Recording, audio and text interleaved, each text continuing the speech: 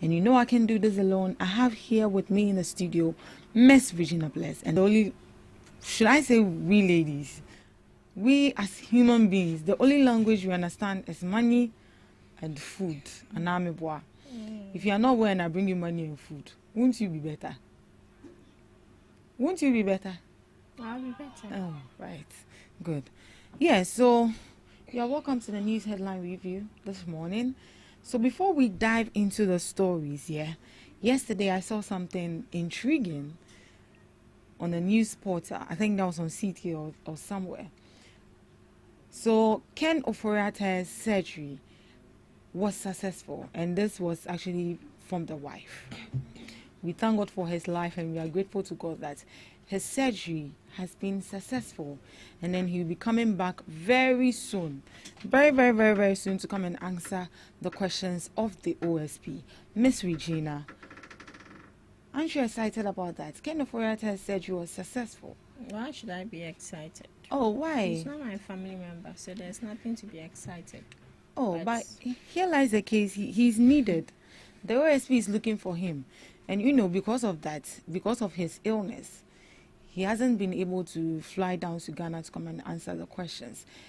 This is actually a kind of like investigation that all Ghanaians are anticipating for. And what seems to be a blockage or a hindrance to him not coming down was actually successful. So very soon he'll be coming down. Miss Debbie, how do you feel about that? Ken Oforiatta said you were successful. Oh yeah, that's what we've all been praying for. Yeah. So since the surgery is successful and the family has confirmed, it means that interrogations can start from there. Yes. And then the office of the special prosecutor can take it from there. Yeah. And because they said he's feeling better now, the more serious thing we are expecting now is not to hear any excuse again. Any excuse again. Because also what Baba so sorry.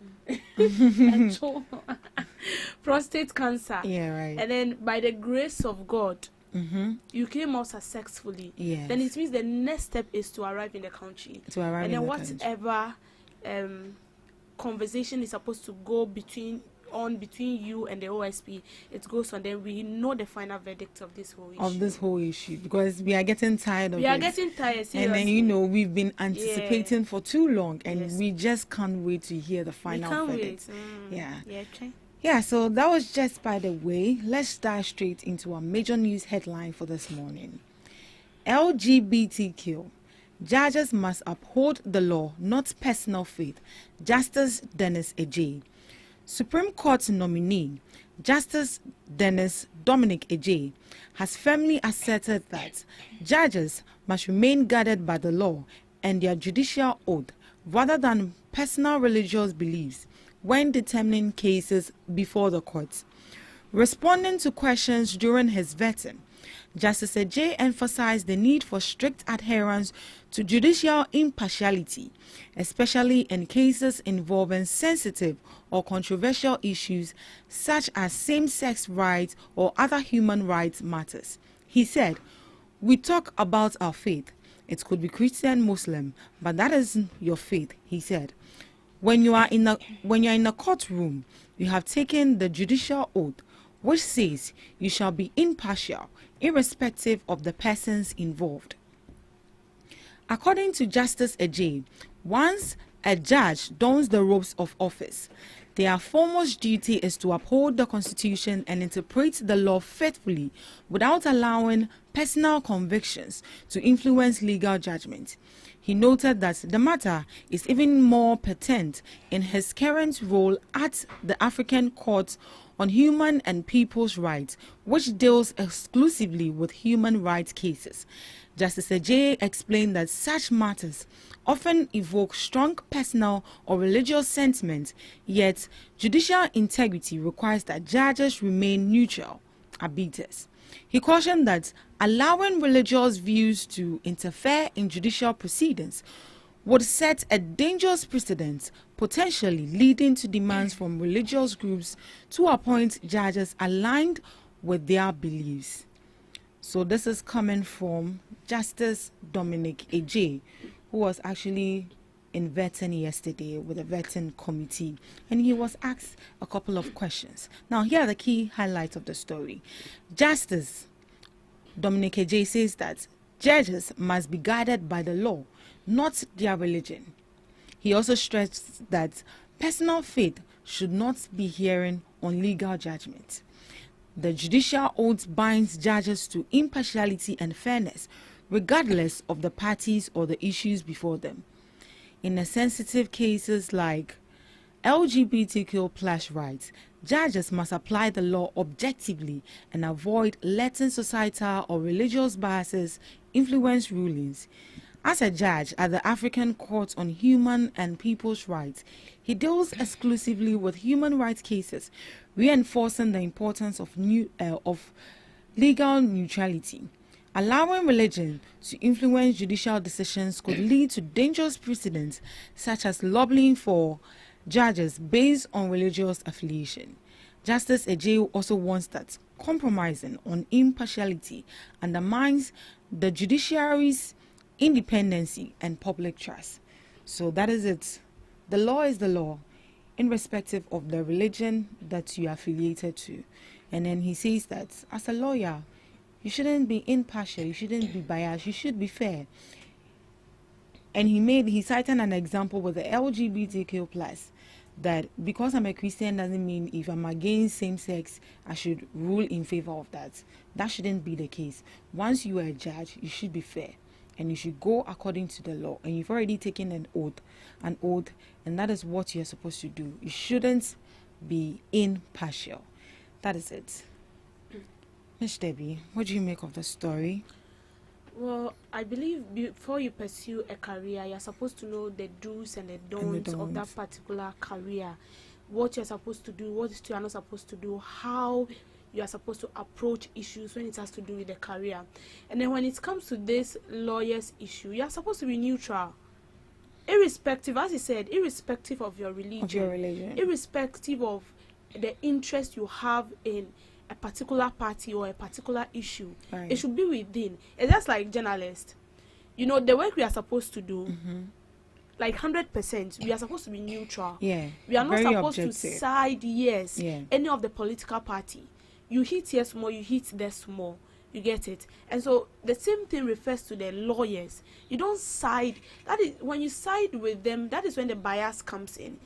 And be rest assured, when a new government comes in, they will sack you out. Because they feel like, I don't want to relate it to any issue though, because I don't have vivid evidence. Because they feel like you're not doing the right thing. As a lawyer, as a judge, I mean, you are there for the people. For the people. That is why you are there. So when a case comes in, whether the person is from your tribe, whether the issue interests you, you are not supposed to even show it. You do your work as it is. When you go back, I mean, when you are not at the forecourt of, I mean, whatever you are doing, that is when you can do your normal thing. You side with whoever you want to side with. But then immediately you get into the office. It's for the people and the people, not you, not your interest. So that is how it's supposed to be. So with what he's saying is the right thing. But trust me, what we are seeing in Ghana with our judges and the lawyers is not what it's not what it's supposed to be. They are not, I would say that 100% or 50%, they are not neutral. 99% of our judges, they are not neutral. But why as a nation we sit and then wait for this issue to get to that point? Because when it happens like that, they wouldn't be fair in their judgments. Oh yeah. And which is very bad for the judiciary. Because once you are a judge, you should be fair. Oh yes. Even if is your family member, even if the person is your mother, you need to apply the law. You have to. And I feel like the main reason is it looks as if there is an intrusion. An intrusion. Yes. It's you feel like they are not working independently. No, they are not. Oh, but the judiciary is supposed to work independently. Yeah, that is it. It's supposed to work independently. But looking at our system, you think it's not working. They are not working independently. There is an intrusion. There is an intrusion somewhere. Because if you look at what is going on, can you just imagine someone going to steal a plantain, and then you prosecute this person, right? You jail the person for 2 to 3 years, and then we have someone who have stole from the state, and then at the end of the day you tell us that the person is not found guilty. Does it make sense? No. So I feel like there is an intrusion. On a normal basis, we should just allow them do their work. That is it. Regardless of who the person is. As I said, even if I'm into a political party and I'm a judge, immediately I get to the office or I get with business, I don't know you, you don't know me. That is how it's supposed to be. When it's trust me, when it's happening like that, there will be law and orderliness in the country. Right. But because they feel like, well, see me I'm a point too. So if I do something wrong, you have no right to come and tell me that what I'm doing wrong. In all ways, you are supposed to support me, and it's not supposed to be so. But that is basically what you are seeing. So with what he says is true. As a lawyer, as a judge, you are supposed to be neutral. You are there for the people, regardless of the issues like you have interest in or a political party you are affiliated to. Just be neutral. Just where's your heading? Right. Miss Regina, what are your thoughts on the story? Okay, so the little I can say, she has said it all. She has not said it. But the little I can say is I do agree with Justice Dominic, yeah. Dominic. Yes, Dominic Ej. Justice Dennis Dominic Ej. But there were two. Oh, okay. So, me too. That was what I was thinking. Oh, you see, number 9 to number 9, supporting number 9. Okay, so with that, I do agree with him because, as she said earlier, when it comes to law, we have the do's and don'ts of what you are supposed to do, and you should also put your should I say your morality aside. We call something rule of law over personal morality. Good. So if the constitution, when it comes to LGBTQ, if the constitution in Ghana here says same-sex is allowed, when someone is being brought to court, you should make sure that you judge according to what is in the constitution and not what you feel, your personal, should I say, sentiment, or what your church preaches or what your church doesn't preaches. So if it's same-sex marriage, you're a Muslim and you're a judge, and someone comes to you, I'm a gay, accept it. That is not the time for you to be preaching against it. Right. You should make sure that you respect what the law says.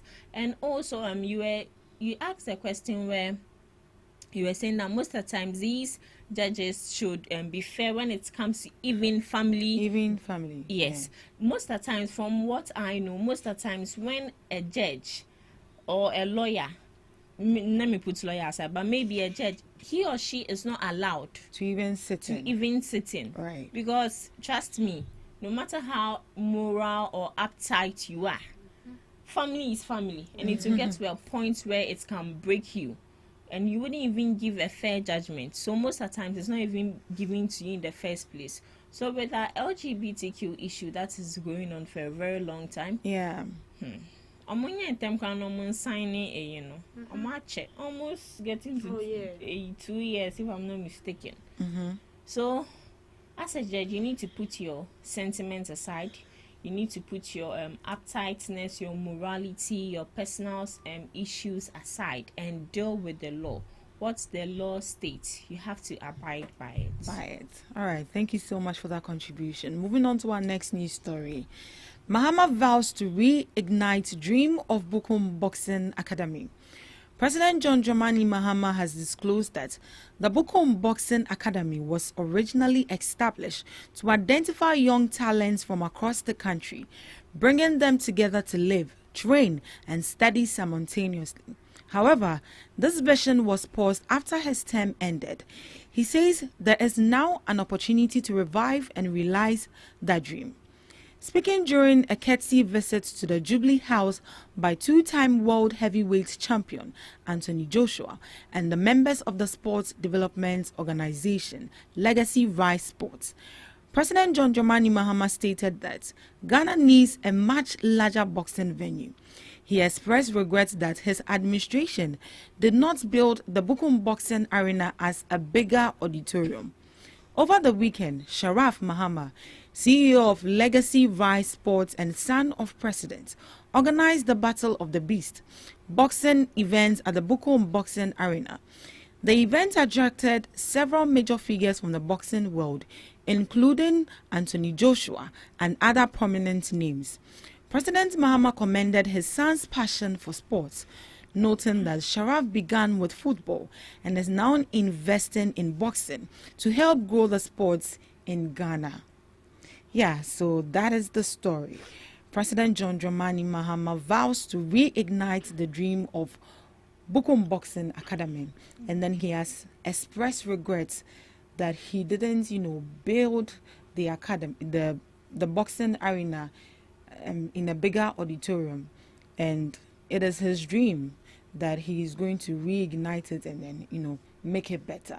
So that is it. We don't really pay attention when it comes to our sporting, activities. It looks like we only pay attention to football. Because right now when you come to Ghana, it looks like it's only football that is the major trending sports right here in Ghana. We have lots of sporting activities, and boxing is one of them. And we have a legendary boxer, Azuma Nelson. And then we have, is it Ayite Paris? Yeah, Ayite. We have them. Yeah. So why don't we utilize these legends to, So why don't we utilize these legends to, groom up the youth who are interested in boxing? What do you make of it? Well, let me start from you saying that we have a lot of sports activities you are supposed to indulge in, and then we are focusing more on the football. Even with the football car, so I feel like it's not as if we don't have people who have the interest in engaging in those activities, but I also feel like we are not really supporting them, or we are not pushing much investment into that. We are focusing more on the football. And the football too, we've been playing football for God knows how many years now. We have World Cup that I think once, and then we took World Cup only once. Since then till now, I think that was 2006. 2006, I guess so.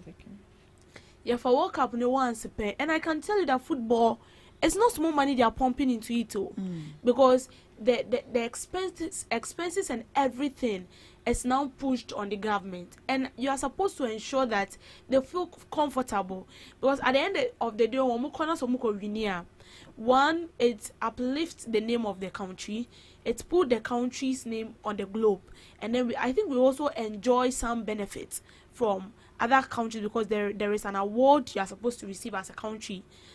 But then I feel like we should also pay much attention to when it has to do with running 200 kilometers, 300 kilometers, high jumps, swimming. There's a whole lot. There are a whole lot. But as I said, with that one, the Western world are more focusing on that. In fact, they are focusing on everything. But we are basically focused on only football. And then with the boxing, do we have people who have interest in boxing? Like, oh yeah, we do. In Ghana? Yes. As a profession? Yes. And I don't know if you saw that in the news. Was it last week? President Mohammed's son organized. Oh yeah, he did. Yeah. I saw it. And you are sure that you are sure that this boxing thing will stand? People are actually interested. And it's actually an occupation for people. People get paid out of boxing. How do you think Azuma Nelson is Azuma Nelson today? It's through boxing. Okay. You get it? Okay. Yo. So people have interest in that. So if people have interest in it and the president feels like he wants to shift focus on that, then it's not bad. Yeah. But aside shifting focus on the boxing too, we should also try investing in other sporting activities. Yes, sporting activities aside the football. So like, even if the football is not gaining much attention to the country, the other side of the sporting activities can also gain as an attraction, like the 500 kilometers. I've been seeing people going, and mostly is the students. Sometimes some student from University of Education, Winneba, she did her best, but that's also do on. I think the last part she was withdrawn back. So a lot of people are trying to do their best, but the money investment, you are not investing into it. So the only thing I can say is that we should invest into those parts. And for the boxing, since it is people's profession, yes, and then he has also put in it like it's his heart's desire. And I don't see why you see boxing as a profession. Like, I don't know. Do you see it as a threat to some? Yes, I see it as a very big threat. So I saw something yesterday. It was very, very funny. What about the policeman? The policeman is also there to protect, but his life is also at risk because I know he can be shot at any time. I know, but boxing. Oh, come on. Not in my family. Anyways, if you don't buy into it, someone is definitely working so hard to become a legendary boxer in the world. Yeah, in the world for that matter. Miss Regina. Yeah. So they want to reintroduce the Bukom boxing arena. He wants to. Yeah, that's it. So this has to do with talent and tradition. And when it comes to the talent, as you are saying, most people have that talent or have that passion to be boxers, who they have interest, they have passion, they want to do it. That is what they want to do.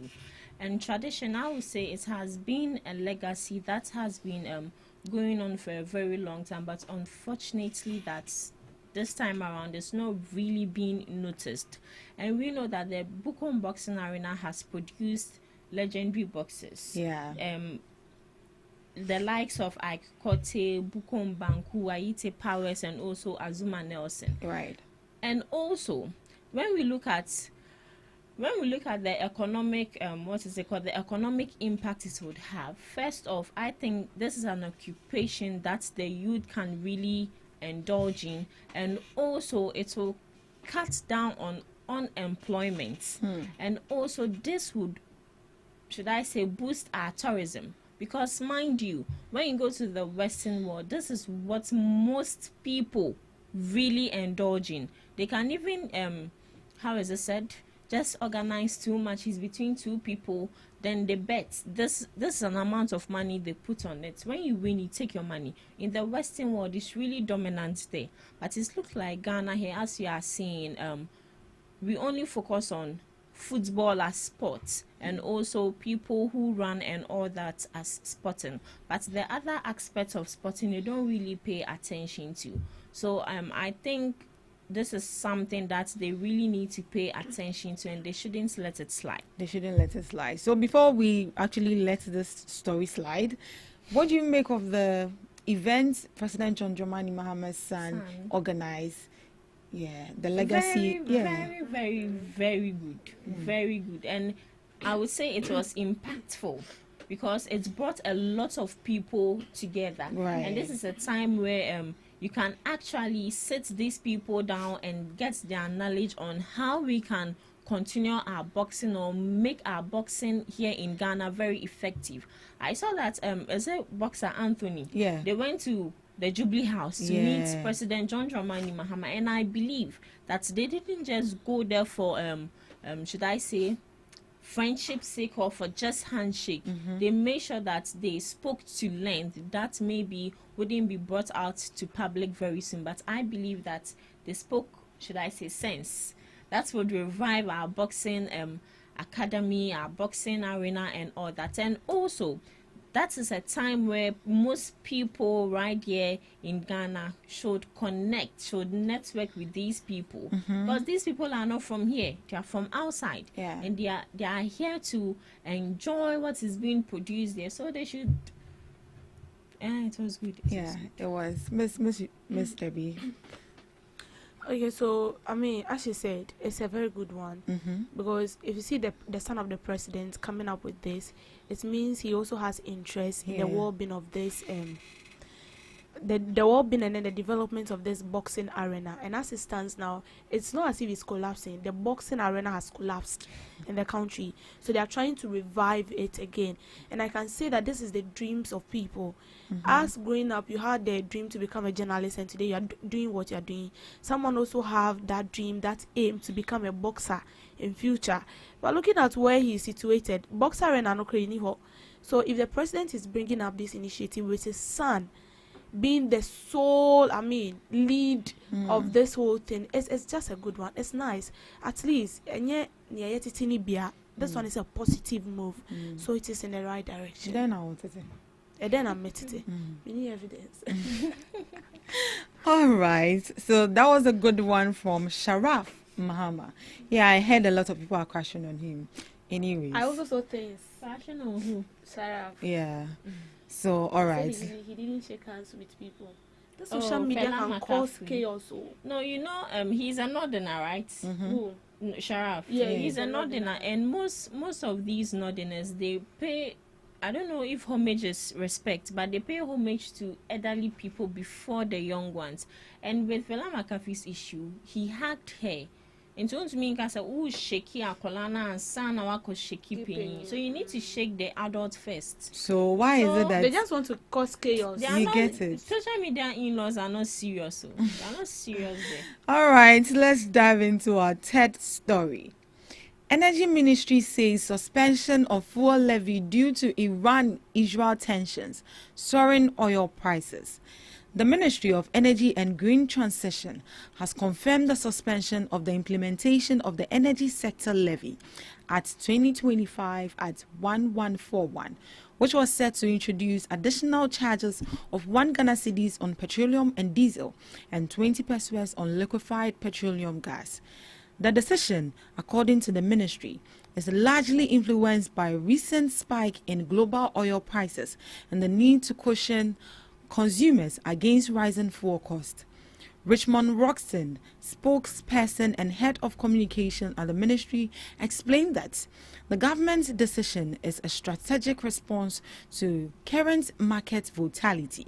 He stated, "I can confirm that the government of Ghana, as issued by the JRA, has postponed the implementation of the energy sector levies. This levy is what has introduced 1 cedi on petrol, 1 cedi on diesel, and 20 pesos on gas." So yes, I can give you that confirmation.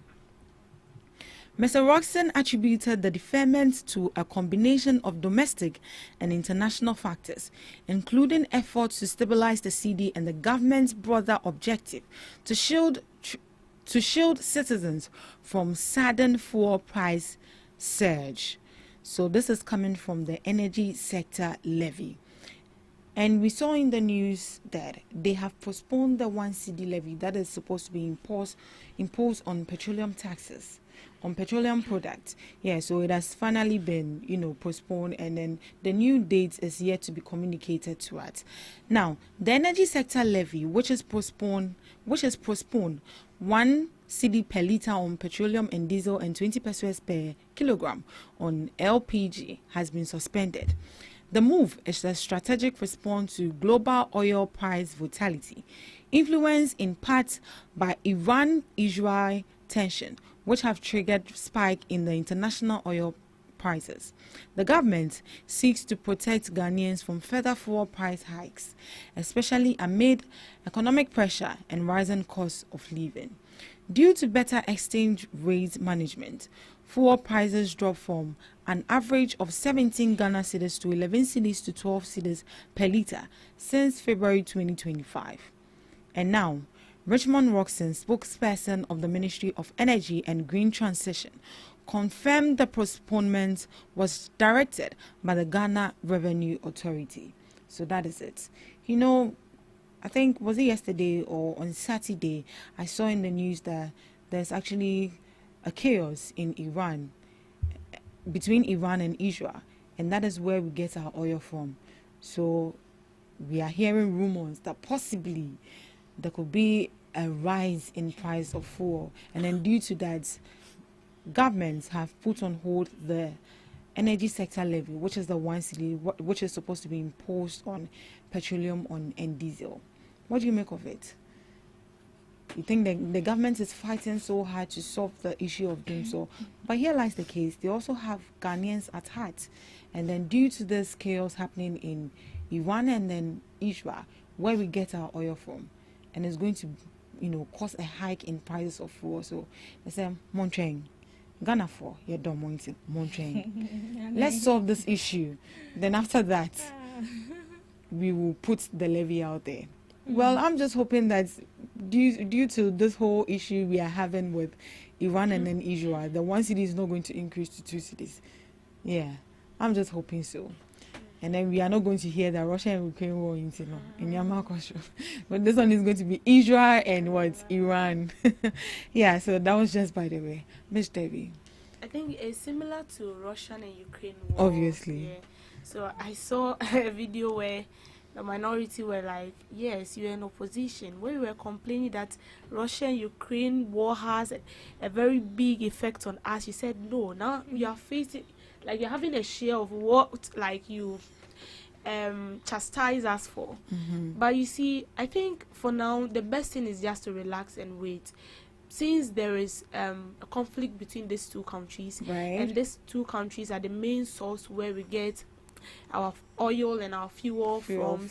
And then you increasing implementing or effectively what's the name, the 1 cedi levy taking effect, then it means it's going to have a very diverse effect. What if it gets implemented, that was yesterday, and then all of a sudden there's been a shoot up, and then fuel and oil, then it means you're going to pay extra of what you are supposed to pay. So I feel like this is the best thing. Like, we should just relax. We should see how it's going to how it's going to end, because if right now we cannot take any decision as it stands now, because you don't even know when this conflict is going to end. You see, so the best thing is just to relax, and then we look at them, because we get our oil and our fuel from, as I said earlier on. So we'll just, and honestly, then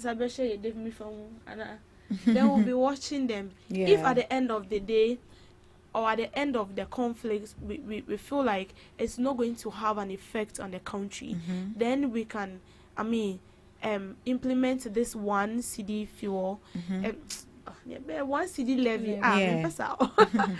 Then this 1 cedi levy can take effect, and then it will help, because the countries, as I said, is in crisis already, having to do with this fuel stuffs and that. We just have to look up. We can't for the 1 cedi fuel, the levy there. So they are done.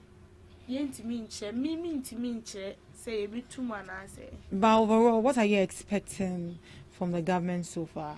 For me, I'm expecting that this whole chaos comes to an end, and then fuel prices don't have to go up, because immediately fuel prices go up, transportation will go up. And if transportation goes up, it's going to affect everything. And what you are saying is true, because a technical person that has to do with this finance and things yesterday was saying that for now there wouldn't be skyrockets of prices of transport and stuff, but then we should be expecting something of that sort in the next 2 weeks or 3 weeks. So any day if only fuel prices will go up in the next 2 weeks or 3 weeks, it will still depend on those two conflicts. Miss Regina. So I would say that this is a leader we have right here, because in some cases most people will just go ahead and still implement it, but this is a leader who has the people's interest at heart, and a leader who knows that consumers also need relief. Consumers need breathing space, because looking at this conflict going on, which at the long run would make our prices or the prices of fuel go high. Just imagine it goes high, and you've already also implemented this levy, energy sector levy. Just imagine the kind of financial burden that will be upon consumers and also Ghanaians as a whole. And also, when we look at, should I say, global hits, it is something that is unexpected. It is inevitable. It can happen at any time. And I would say that there is nothing no one, and even ministers of foreign affairs, can do about it. But the best thing they can do is to have the people's interests at heart, and also make sure that they sympathize with us until things go down. I think first the fuel was 17 cedis. Yeah. And now it's dropped to 11 cedis. And now it's certain, let me say it's certain, or it's not certain that the fuel prices will go up again. So just imagine from 17 to 11, and all of a sudden the energy sector levy has been implemented. Then all of a sudden the fuel goes up again. Maybe 20 cedis. 20 cedis. Hey, the kind of protests that will go on in this country, and the kind of press conferences that we will not sit on the floor. They will sleep on the floor. Sleep on the electric ones. So I think it is a good thing that they've not implemented it. It's a very good thing. You know, they are working. They are very strategic about it. That is a leader. Yeah, a leader who has the interests of the people at heart. But for a boss who just no, I don't care whether it's up or it's not up. Implement it. And they would implement it. Yeah. But for a leader, very leader is a compassionate. Leader. And he's a father. God, father. All right. So for your information, the energy sector levy has been postponed till further notice due to the Israel and Iran chaos that is happening up there. So we are just hoping for the best that this is not going to affect Ghana greatly, even if it's going to affect us, not too much, just like the way the Russia and Ukraine war affected us. That it was very hard. So we are just hoping for the best, and we are just hoping that our energy sector, and then the leaders who are supposed to, be the front line for this whole issue, are going to do everything in their possible best to work in the interest of the country. All right, so thank you so much for joining us on the news headline review. Up next, we have Debbie's Grill.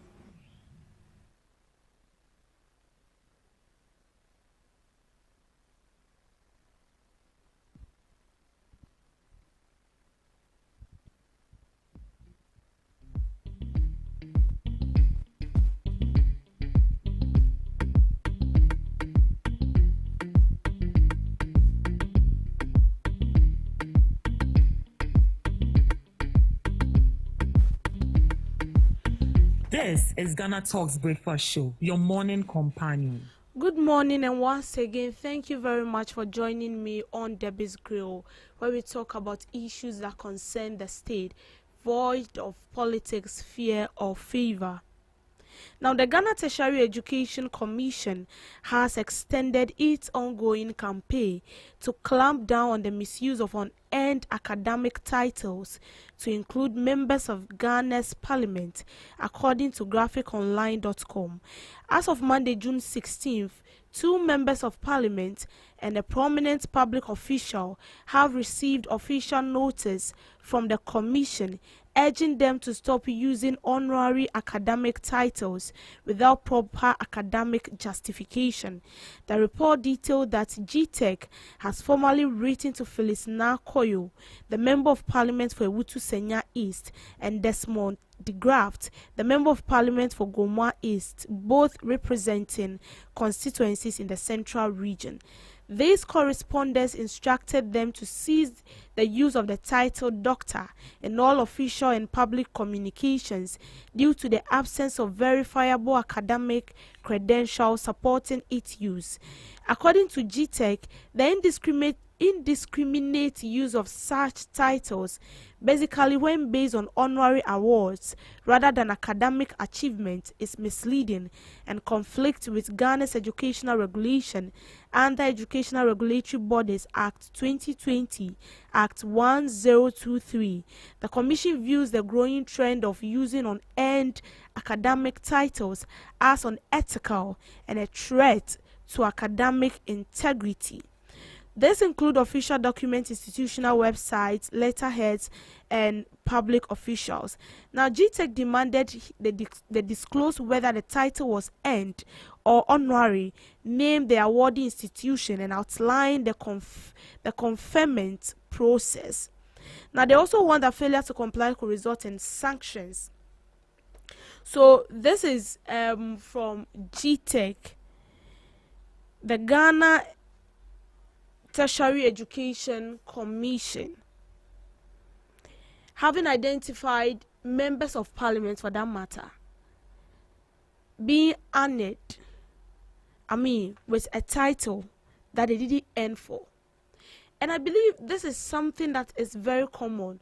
But then one question that keeps popping in mind, I think before you vie for a position in a government institution, there is a background, sort of somewhere like investigation or something to find out if the person is really qualified. And I think that is one thing that we don't do as a country. Because if a member of parliament being honored and they're called doctor, and you see that is very common, you will see even, excuse me to say, an assemblyman being called doctor, then you ask yourself, in which school, in which institution was he or she honored with that title?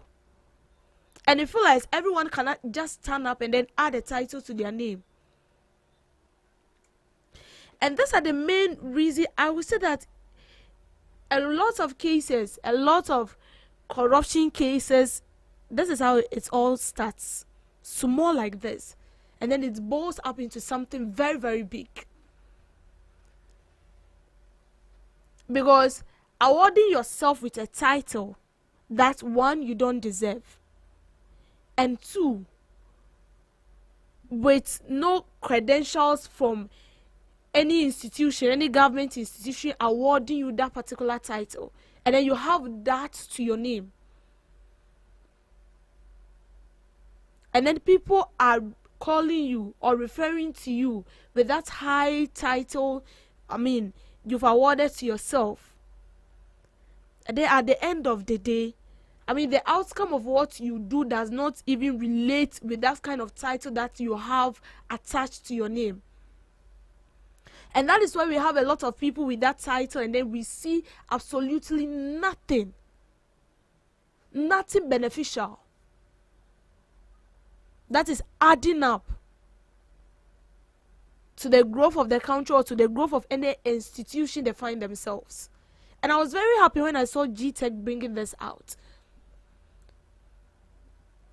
Just imagine a whole members of parliament, two for that matter, awarding yourself with titles that I would say does not exist. Because if someone is being honored with a doctorate title, it means you are good, though.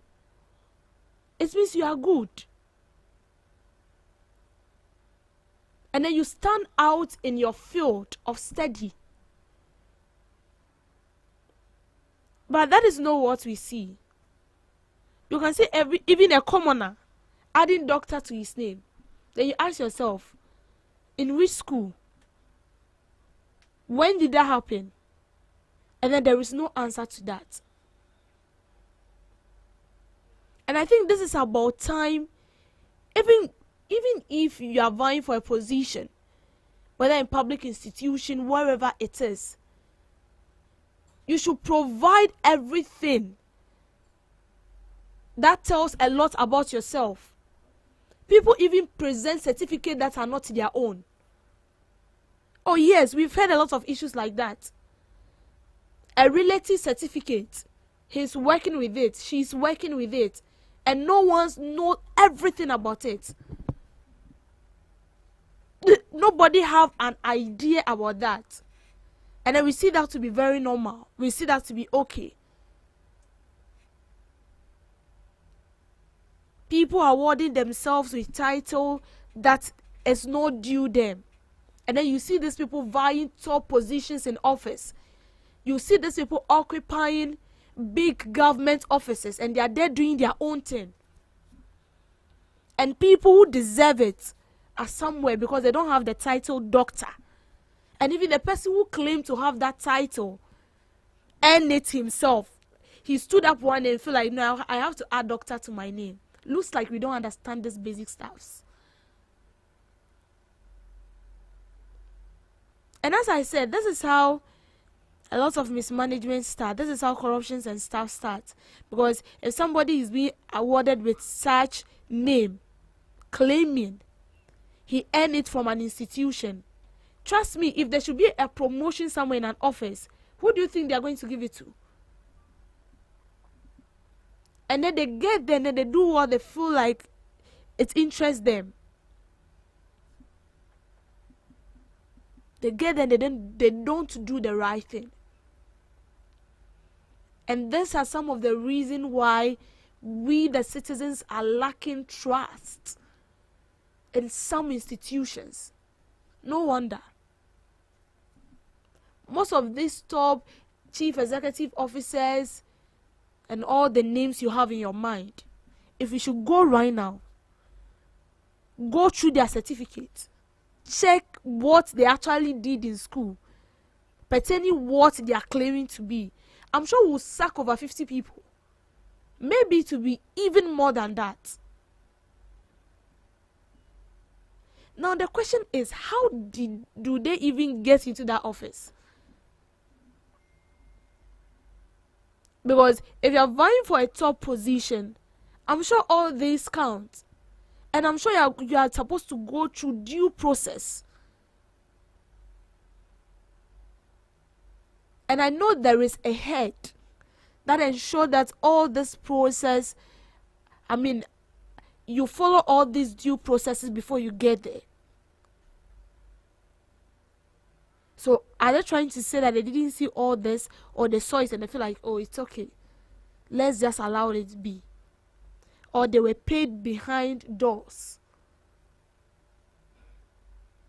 I think it is about time we consider all these things, because it have a very vast effect. A very vast effect on us.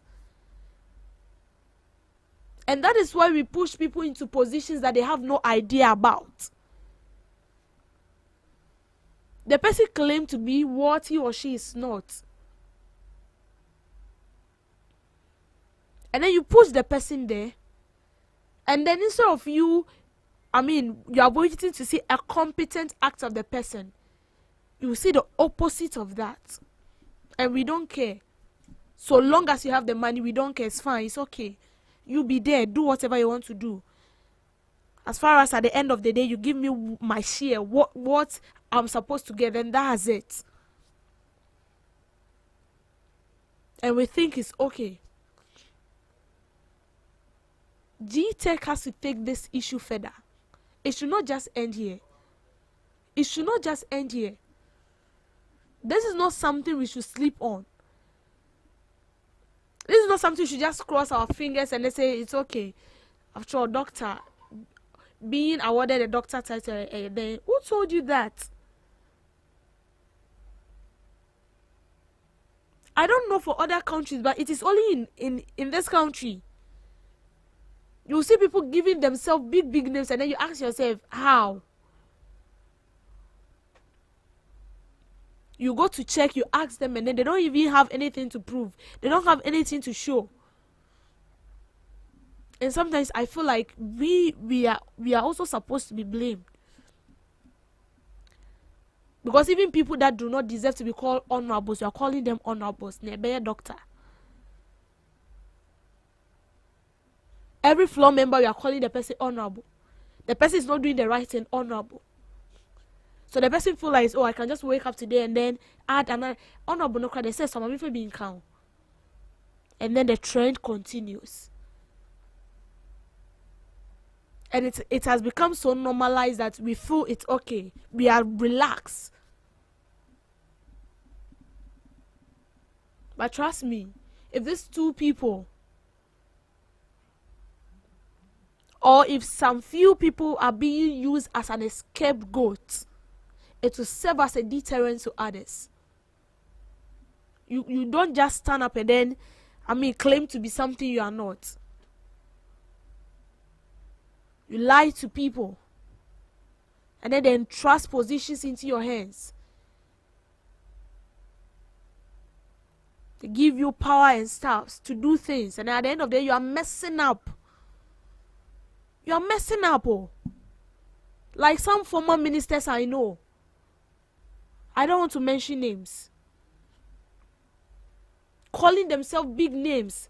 But when they stand in front of you, in fact, everything about them tells you that But because there is connection somewhere in it, and no, then we are okay. Let's begin to focus on these petty things. Let's pay attention to these petty things and ensure that we are uprooted from the roots. If not, it's a seed. It's a seed you are planting to germinate. And this upcoming youth that are also vying for the same position, some have started doing same.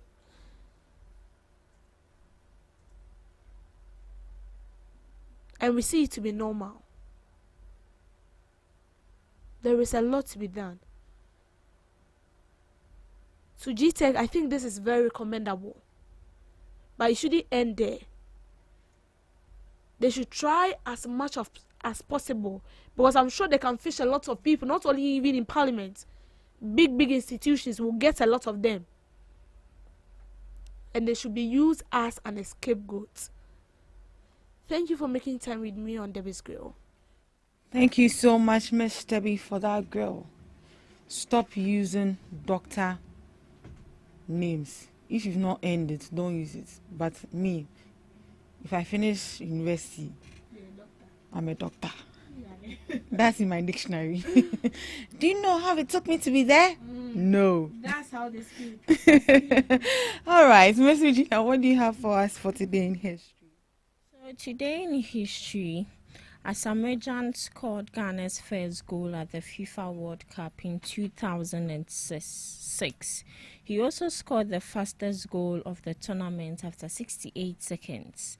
The strike was also Ghana's first ever goal in the FIFA World Cup, coming in the game against the Czech Republic on 17th June at the Rhein Energy Stadium in Cologne, Germany, which sets the Black Stars on their way to a 2-0 victory. Things Fall Apart was published on June 17th in 1958. The hardbook edition of Chinwe Achebe's Things Fall Apart was published by the London-based publishing house William. The landmark novel, which follows the life of a fictional clan in pre-colonial Nigeria, has been translated into 60 languages and has sold over 20 million copies worldwide. Today, World Day is to combat desertification and drought. This day is observed annually to promote public awareness about international efforts to combat desertification and to remind everyone of the dangers of desertification and drought. African American construction worker Rodney King found dead. The African American construction worker, whose 1991 beating by Los Angeles police officers was captured on video and sparked the 1992 Los Angeles riot, was found dead in his swimming pool in California in 2012. The incident brought to light issues of police brutality and racial discrimination. Iceland declared itself a republic. Iceland became an independent republic on June 17, 1944, after a referendum where the majority of voters chose to sever ties with Denmark. This day is celebrated as Iceland's National Day. The move towards independence was accelerated by the German occupation of Denmark in 1940, which led Iceland to assume control over its foreign affairs. To some few, did you know that Australia is wider than the moon? It is true that Australia is wider than the moon. The moon's diameter is approximately 3,474 kilometers, while Australia's width from east to west is nearly 4,000 kilometers. Did you also know that a cloud can weigh over 1,000,000 pounds? A cloud can weigh over 1 million pounds, while they appear light and fluffy. Clouds are composed of numerous water droplets or ice crystals that, when combined, can result in a very substantial weight. For example, an average cumulus cloud is estimated to weigh around 1.1 million pounds. Did you also know the deepest place on Earth is the Mariana Trench? Specifically, the Challenger deep within the trench. It is located in the western Pacific Ocean and is a point in the Earth crust that plunges to a depth of approximately 10,994 meters. Did you also know that the strongest muscle in your body by size is your jaw? The strongest muscle in the human body, when considering force relative to size, is the masseter, which is the jaw muscle responsible for closing the mouth during chewing, while not the largest muscle by overall size. The jaw exerts a significant amount of force for its size. And that's all for today in History. And did you know, live on GhanaTalks Breakfast Show. Thank you so much, Miss Regina Bless, for that fascinating fact. Well, it's not just about the news. We also bring you some fascinating facts. We just hope you learned something. All right. Thank you so much for joining us on the first segment of the GhanaTalks Breakfast Show. Right after this, we'll be coming up with the news. And after the news, we'll be coming up with the second segment. Please stick and stay with us. Hello Ghana, hello worldwide, I'm with level band. Now listen, every Tuesday and Friday, beyond the time it's going to carry bro. Our GhanaTalks Radio, 7 p.m. sharp. Now Tuesday, we're gonna talk about our culture, our history. My 20 things about Kwasem. Now on the Friday, you bars on bars. You better rap, you better say no artists go join me in the studio. We're gonna discuss about music and business. Konya, or you singer, and now you're a rapper, you think say you get bars. You go fi spit fire. Now listen, make you join me with studios. Our GhanaTalks Radio and yes say then our day. Me say download the GhanaTalks Radio app on our Play Store and the App Store. Na tune in yes say this what you see baba live on Facebook, go Instagram, any GhanaTalks Radio page and so now listen. Ebe your fire. 1 year, Konya, Wading, Jajan.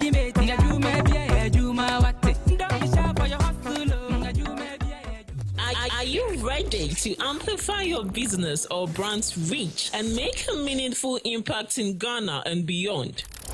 Partner with GhanaTalks Radio today to connect with a diverse audience across Ghana and beyond. Elevate your brand through on-air promotions and social media. Boost your brand during prime time. With GhanaTalks Radio, you can extend your reach across digital platforms. GhanaTalks Radio is not just a station, it is a community hub where your brand becomes part of the conversation. Join us in fostering connections, celebrating culture, and making a lasting impression. For customized sponsorship packages and enquiries, email contact@GhanaTalksRadio.com or call +233 202 544614. GhanaTalks Radio, giving the youth a voice. What do you want for breakfast? How do you want your breakfast? English breakfast, French fries. Koko Nikosi, alo komi kesheto. Wache. Well, Gobe is the real deal. Join us on GhanaTalks Radio. Let's serve you a buffet of breakfast. From news headlines review, current affairs to social issues. Entertainment, sports, and all the trending stories live on our mobile app and across all socials from Monday to Friday, 7 a.m. to 10 a.m. With me, Pakwesi Omare, Regina Bless, Deborah Adoso, and I am Esinal Fiagbedu. This is GhanaTalks Breakfast Show.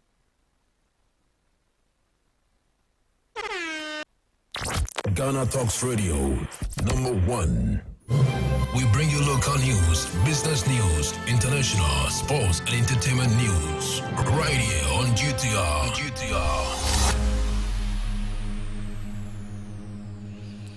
Good morning and welcome to the morning news broadcast live on GhanaTalks Radio. Coming up, Mahama Yariga defense process to remove Chief Justice Gertrude Tokonu. Minister of Defense champions digital skills with 1 million coders program. Savannah region to get new public university under President Mahama's initiative. Health Minister charges newly sworn in boards of the ministry to ensure safety and dignity of patients. These and many more coming up shortly in business, sports and showbiz. Do stay with us.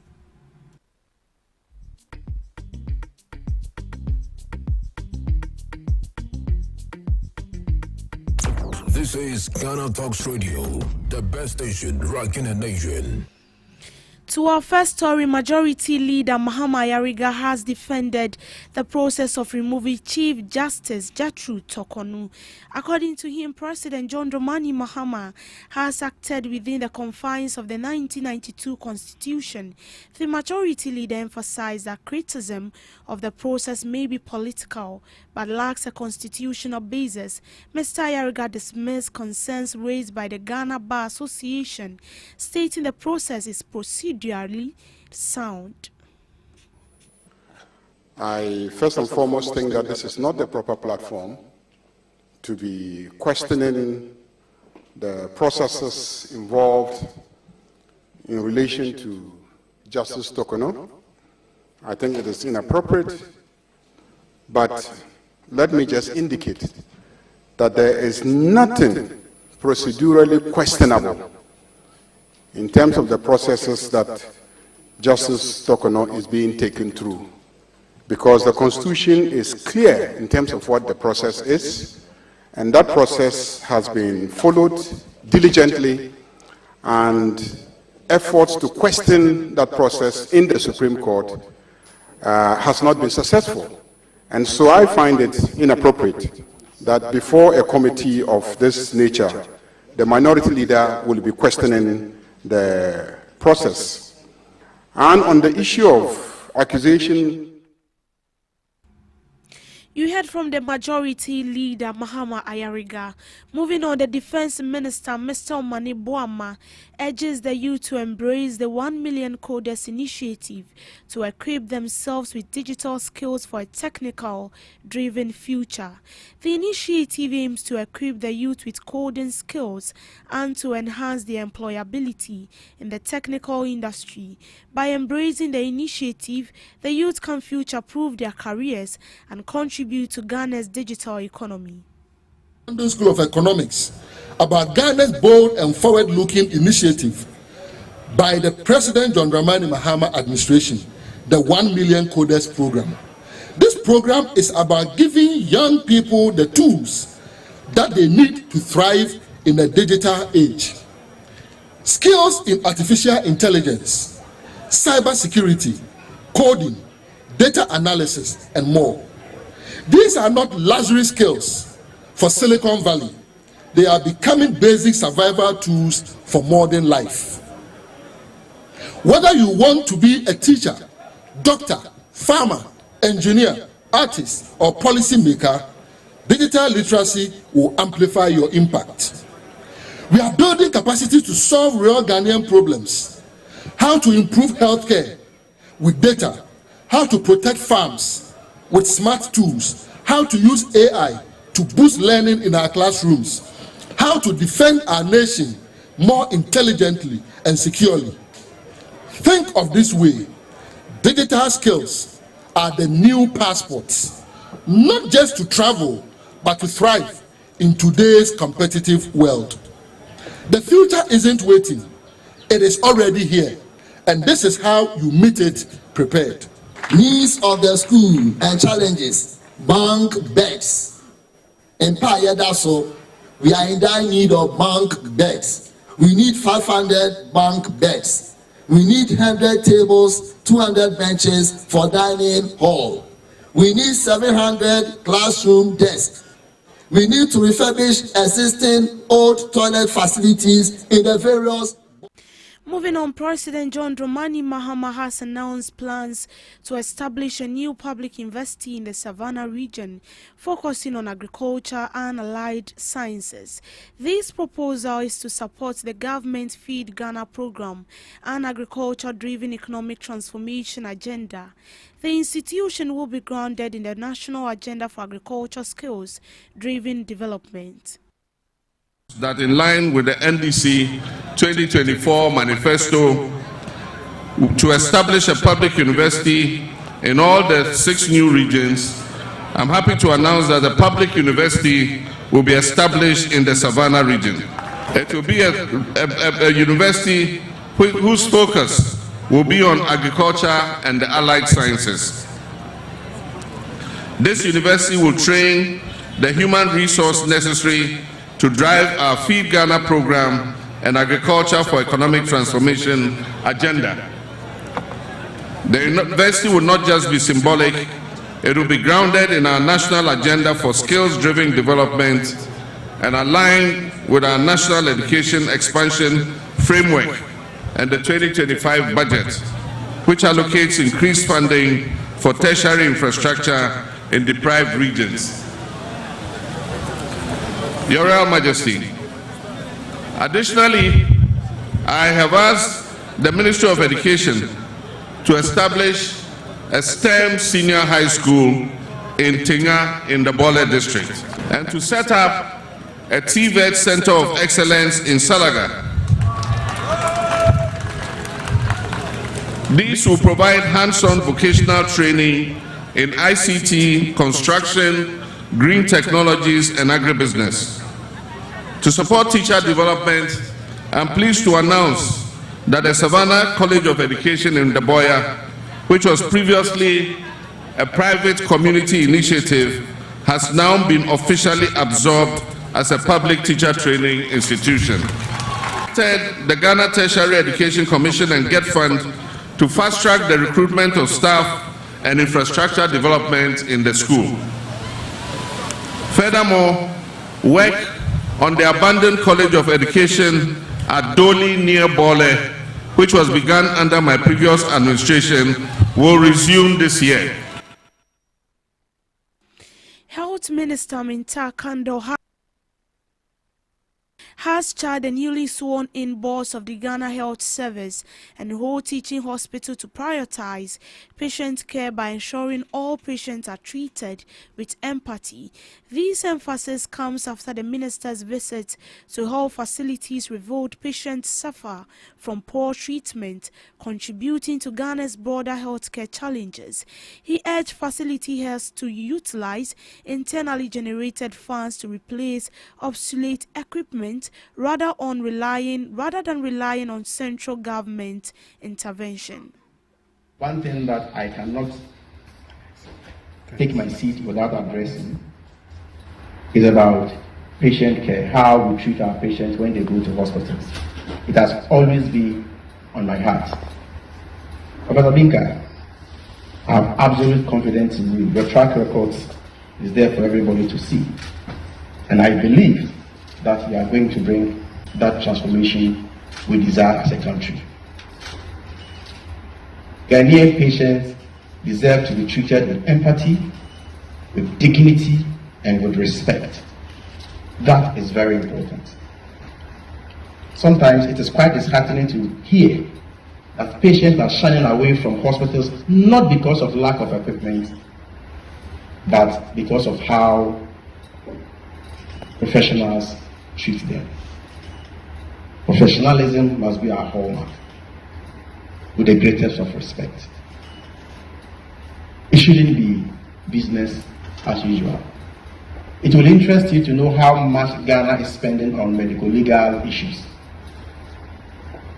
One hospital will spend not less than 10 million Ghana cedis a year for medical legal issues. Medical negligence is growing astronomically in this country. Please, we need to change that narrative.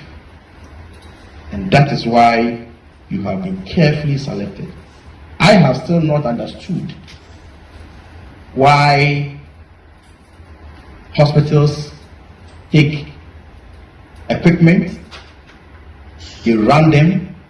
I know they don't take as much as the private hospitals. I'm not oblivious of that fact. I have sat on the health committee for the past 7 years, so at least I know that their charges are subjected to fees and charges, and so they will not take as equal as private hospitals, but they take something. And so why should hospitals equipment be faulty or obsolete, and it will still require government to look for money to go and fix these equipment? Oh, this should be a thing of the past. We must have clear rules of engagement.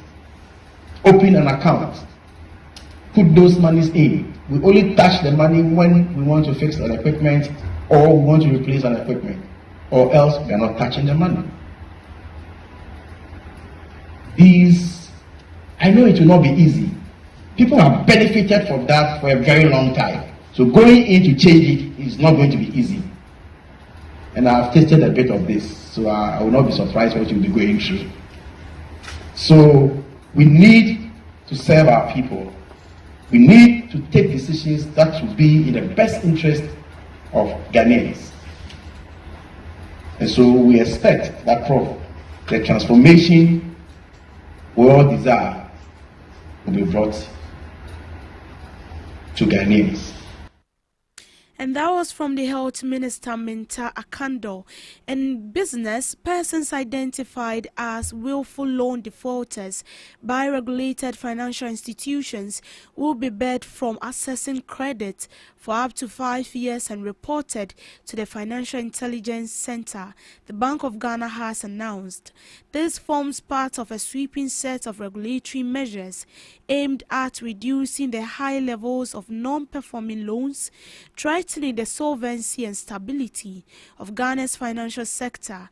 Under the new directive, banks, specialized deposit-taking institutions, and non-bank financial institutions must cut NPL ratios to a maximum of 10% by December 2026. Institutions that fail to comply will face restrictions on dividend payment, loan portfolio growth, and other business activities. The Bank of Ghana is also mandating the immediate write-off of fully provision bad loans and enforcing stronger credit risk management frameworks, including independent credit reviews, early recovery efforts, and accurate credit date reporting. Additionally, RFIs must publish the names of willful defaulters in at least 2 national newspapers on their website. Directors and shareholders linked to non-performing insider loans face disqualification and potential forced divestment. Bank of Ghana says these actions align with international best practices and are necessary to protect the financial system and improve credit discipline across the sector. Still on business news, Ghana's economic reform efforts have received a major boost as global rating agency Fitch upgraded the country's long-term foreign currency issuer default rating from restricted default to B with a stable outlook. The upgrade is a clear endorsement of the decisive fiscal and debt management measures led by Finance Minister Dr. Kaiser Lato-Forsen. Fitch credited the upgrade to Ghana's successful restructuring of 13.1 billion in euro bond debt, steady fiscal consolidation, and the country's improving macroeconomic outlook.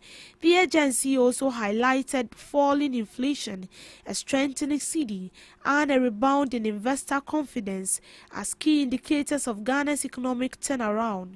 Reacting to the development on his Twitter page, Finance Minister Dr. Lato-Forsen described the upgrade as a significant milestone and a vote of confidence in Ghana's future. I assure you this is only the beginning. We are unwavering in our resolve to fully revive the economy and deliver lasting relief and shared prosperity to you, the good people of Ghana. Inflation, which peaked at over 50% in early 2023, has now declined to 18.4% as of May 2025, the lowest in more than 3 years. Fitch project will continue falling, reaching 15% in 2025 and 10% by 2026. The cedi has also seen significant appreciation since April, easing import costs and stabilizing fuel prices. Under Dr. Forson's leadership, Ghana's fiscal deficit has narrowed sharply and debt levels are expected to decline to 60% of GDP in 2025, down from 93% in 2022. Gross international reserves have risen to 6.8 billion and the government is targeting a primary budget surplus by the end of the year. The finance minister's firm stance on fiscal discipline and structural reforms has earned praise from international partners and market analysts, many of whom now view Ghana's economy as being on a clear path to stability and sustainable growth. The Fitch report also forecast real GDP growth of 4% in 2025, supported by a recovery in agriculture, expansion in industry, and strong performance in the services sector. As Ghana rebuilds international confidence and restores macroeconomic stability, Dr. Forson says the government remains committed to protecting the livelihoods of Ghanaians and ensuring inclusive growth. The rating upgrade is expected to facilitate Ghana's re-entry into global capital markets, ease borrowing costs, and attract renewed investment across key sectors. To sports, President of Ghana John Dramani Mahama says it is his wish for Anthony Joshua to become an ambassador for boxing in Africa. He voiced this wish when the former multiple belt holder, British heavyweight boxer, paid a courtesy call on the president at the Jubilee House. Sports Minister Kofi Adams, boxing legend Azuma Nelson, and CEO of Legacy Rise Sports, Sharaf Mahama, were among top dignitaries present at the event. Joshua touched down in Ghana on Friday, June 13th, and headline Legacy's Rise Battle of the Beast boxing night that was co-produced by former British welterweight champion. And in the meeting, Joshua confessed he can't wait to tell the world how amazing Ghana is. For President Mahama, having Anthony Joshua, who is a Nigerian descent, and Ghana is a catalyst to change lives on the African continent. I told him, Anthony Joshua, he will be our ambassador. It needs people like him to help to change the lives of young people, and so we wish him to be an ambassador for boxing in Africa and take that as one of the causes that he champions. After him, there will be a wave of boxers who will also make Africa proud and change the societies from which they come from. You are an icon, very much loved in the country, President Mahama said. Joshua is expected to get back in the ring later this year against Jed Addison or Moses. Sports Minister Kofi Adams addresses dignitaries at the Jubilee House in the presence of President Mahama. And that's how we end it for now on the morning news broadcast. My name is Deborah Adolso. As usual, don't forget to log on to our streaming platforms at GhanaTalksRadio.com, as well as logging on to www.GhanaTalksRadio.com for more news updates. Do have a good morning. We are GTR, Ghana Talks Radio. What do you want for breakfast? How do you want your breakfast? English breakfast, French fries. Koko Nikosi, alo komi kesheto. Wache. Well, Gobe is the real deal. Join us on Ghana Talks Radio. Let's serve you a buffet of breakfast. From news headlines, review, current affairs to social issues, entertainment, sports, and all the trending stories live on our mobile app and across all socials from Monday to Friday, 7 a.m. to 10 a.m. With me, Pakwesi Omare, Regina Bless, Deborah Adoso, and I am Esinal Fiagbedu. This is Ghana Talks Breakfast Show. Hello Ghana, hello worldwide. I'm level band. Now listen, every Tuesday and Friday, beyond the time it's going to carry bro. Our GhanaTalks Radio, 7 p.m. sharp. Now Tuesday, we're gonna talk about our culture, our history. Matuni ding setete abako sem. Now on the Friday, you bars on bars. You better rap, you better say ade. No artists go join me in the studio. We're gonna discuss about music and business. Konya, or you singer and now you rapper, you think say you get bars. You go be spit fire. Now listen, make you join me with studios. Our GhanaTalks Radio and yes say then our day. Me say download the GhanaTalks Radio app no our Play Store and the App Store. No tune in and say this is what you say baba live on Facebook, Kointakra, any GhanaTalks Radio page and so now listen. Ebe your fire. 1 year, Konya, Wading, Jajan. Are you ready to amplify your business or brand's reach and make a meaningful impact in Ghana and beyond? Partner with GhanaTalks Radio today to connect with a diverse audience across Ghana and beyond. Elevate your brand through on-air promotions and social media. Boost your brand during prime time. With GhanaTalks Radio, you can extend your reach across digital platforms. GhanaTalks Radio is not just a station, it is a community hub where your brand becomes part of the conversation. Join us in fostering connections, celebrating culture, and making a lasting impression. For customized sponsorship packages and enquiries, email contact@GhanaTalksRadio.com or call +233 202 544614. GhanaTalks Radio, giving the youth a voice. GhanaTalks Radio, giving the youth a voice. A beautiful good morning to you wherever you are listening to us and watching us from the capital of Accra. My name is Pakwesi Omari, your regular host on GhanaTalks Breakfast Show. It's a Tuesday, and you know how we do it on a Tuesday morning.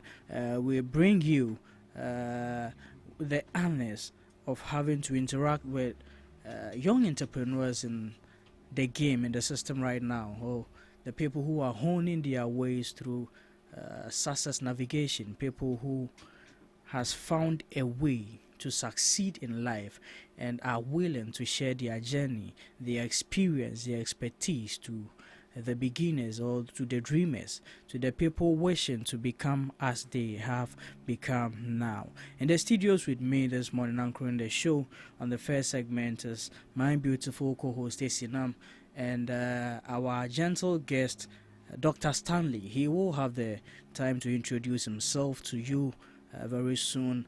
But before we do that, I want to entreat you to join the conversation on all our social media platforms at GhanaTalks Radio, on Facebook, on Instagram, on TikTok, and on X.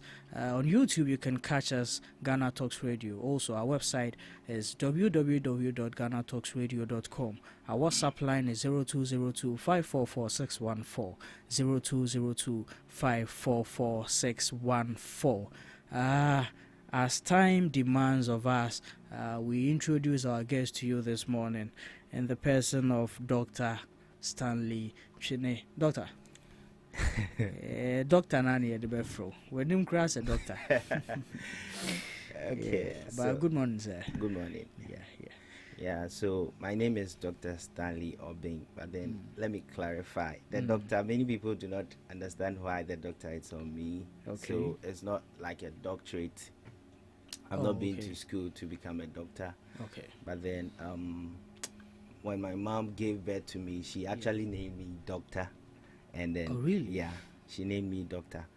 And then there was this kind of, in the house they call me Doctor. And then in school they call me Stanley. So let's say somebody comes from school to look for Stanley. And then they can't find Stanley. But then Obia say, Doctor. Stanley. We don't know Stanley, but we know Doctor. Okay, so when you also go to the school and you ask, maybe somebody knows me as Doctor, but then when they get there, they say that they are looking for Doctor. Stanley. They are looking for Doctor. And then they say they don't know anybody called Doctor is Stanley. So I decided to just say then. To combine. Now let's add the name together, Dr. Stanley. So if you come home, You are looking for Dr. Stanley. If you go to the school, you are looking for Dr. Stanley. That is basically how I got that. So now Dr. Stanley is an official name? Yeah, but not official on my name, but then I just use it for social media and then for other stuff. Okay. Yeah. Okay. I am tempted to believe in this. What do we call it? Is it proclamation or something? Like your mother gives you a name and manifestation. Yeah. I'm a big fan of Manifest, that rapper. it's powerful. Wow. So, Dr. Stanley Obeng, tell us about yourself. Okay, so all I can say is that I am a young person who is willing to make impact. Okay. Willing to make impact, and also I'm in the age where there are a lot of arsenals for us to make it, but then I believe that information has not been given to a lot of people. So we do not have the keys and then the skills to make it. But I believe I am one of the people that in the near future we are going to be making serious impacts. I believe in that. And so As do you believe? Oh yeah, I do. I don't know. I didn't have that much belief, but after listening to his first speech, I think I might go and buy National Theatre in the next 2 years. I believe. It's not just about you saying it, but you need to work towards it. Yeah. Yeah. So once you believe and you work towards it with determination and perseverance, you can get there. Really? Yeah. So next week you are coming on the show as a guest. So it's not all about talks. Next week you are coming on the show as a guest. You need to work a motivational speaker. Please, I'm not a motivational. Let's see the motivation.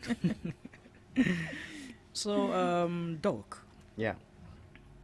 I know you've written a book, so you're an author as well. We'll get into that. But before that, tell us about the field you find yourself in. Is it the football field? Is the musical field, or where do you find yourself in that you want to make that impact on people? Okay, so initially, I started off as a graphic designer. Okay, that is basically what I started as, and also some people call me man of many talents. So I actually sing. I sing. So my first skill that I discovered, or the talent I discovered, was that I can sing. Wow. And so out of singing, I take my spiritual life very serious. So back then, I didn't know that graphic design was a thing. Okay. So I was there, and then, there are people who just pray that, okay, I'll need some word of knowledge and word of wisdom, and you get it. Those times you used to pray, you pray to God. Go to Ashia Mountains. Pray to God. You want some word of knowledge, word of wisdom. So there was, back then it was like a skill that came to me that, I've been getting this kind of quotes, this kind of quotes that come into your mind. Success is driven, then you have to push very hard. So when I wake up every morning, I do get such quotes to motivate myself, and I wanted to push them out there. Okay. But then if I have to put it out there, I need a graphic designer. And that time I don't have peku.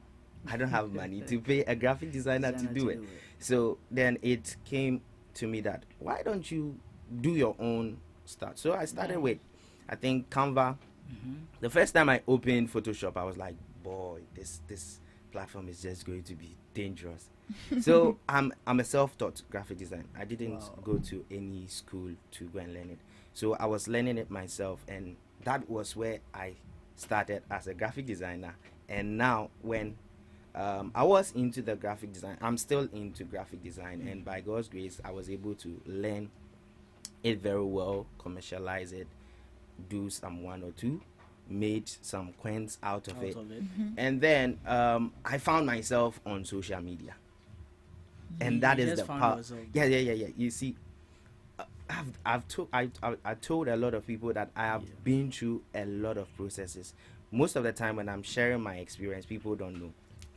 I've even been like, I've become a model before. That time I wasn't big like this. Fat. Yeah, I wasn't fat. Not big. He's not fat. You haven't seen the pod before. Oh, come on.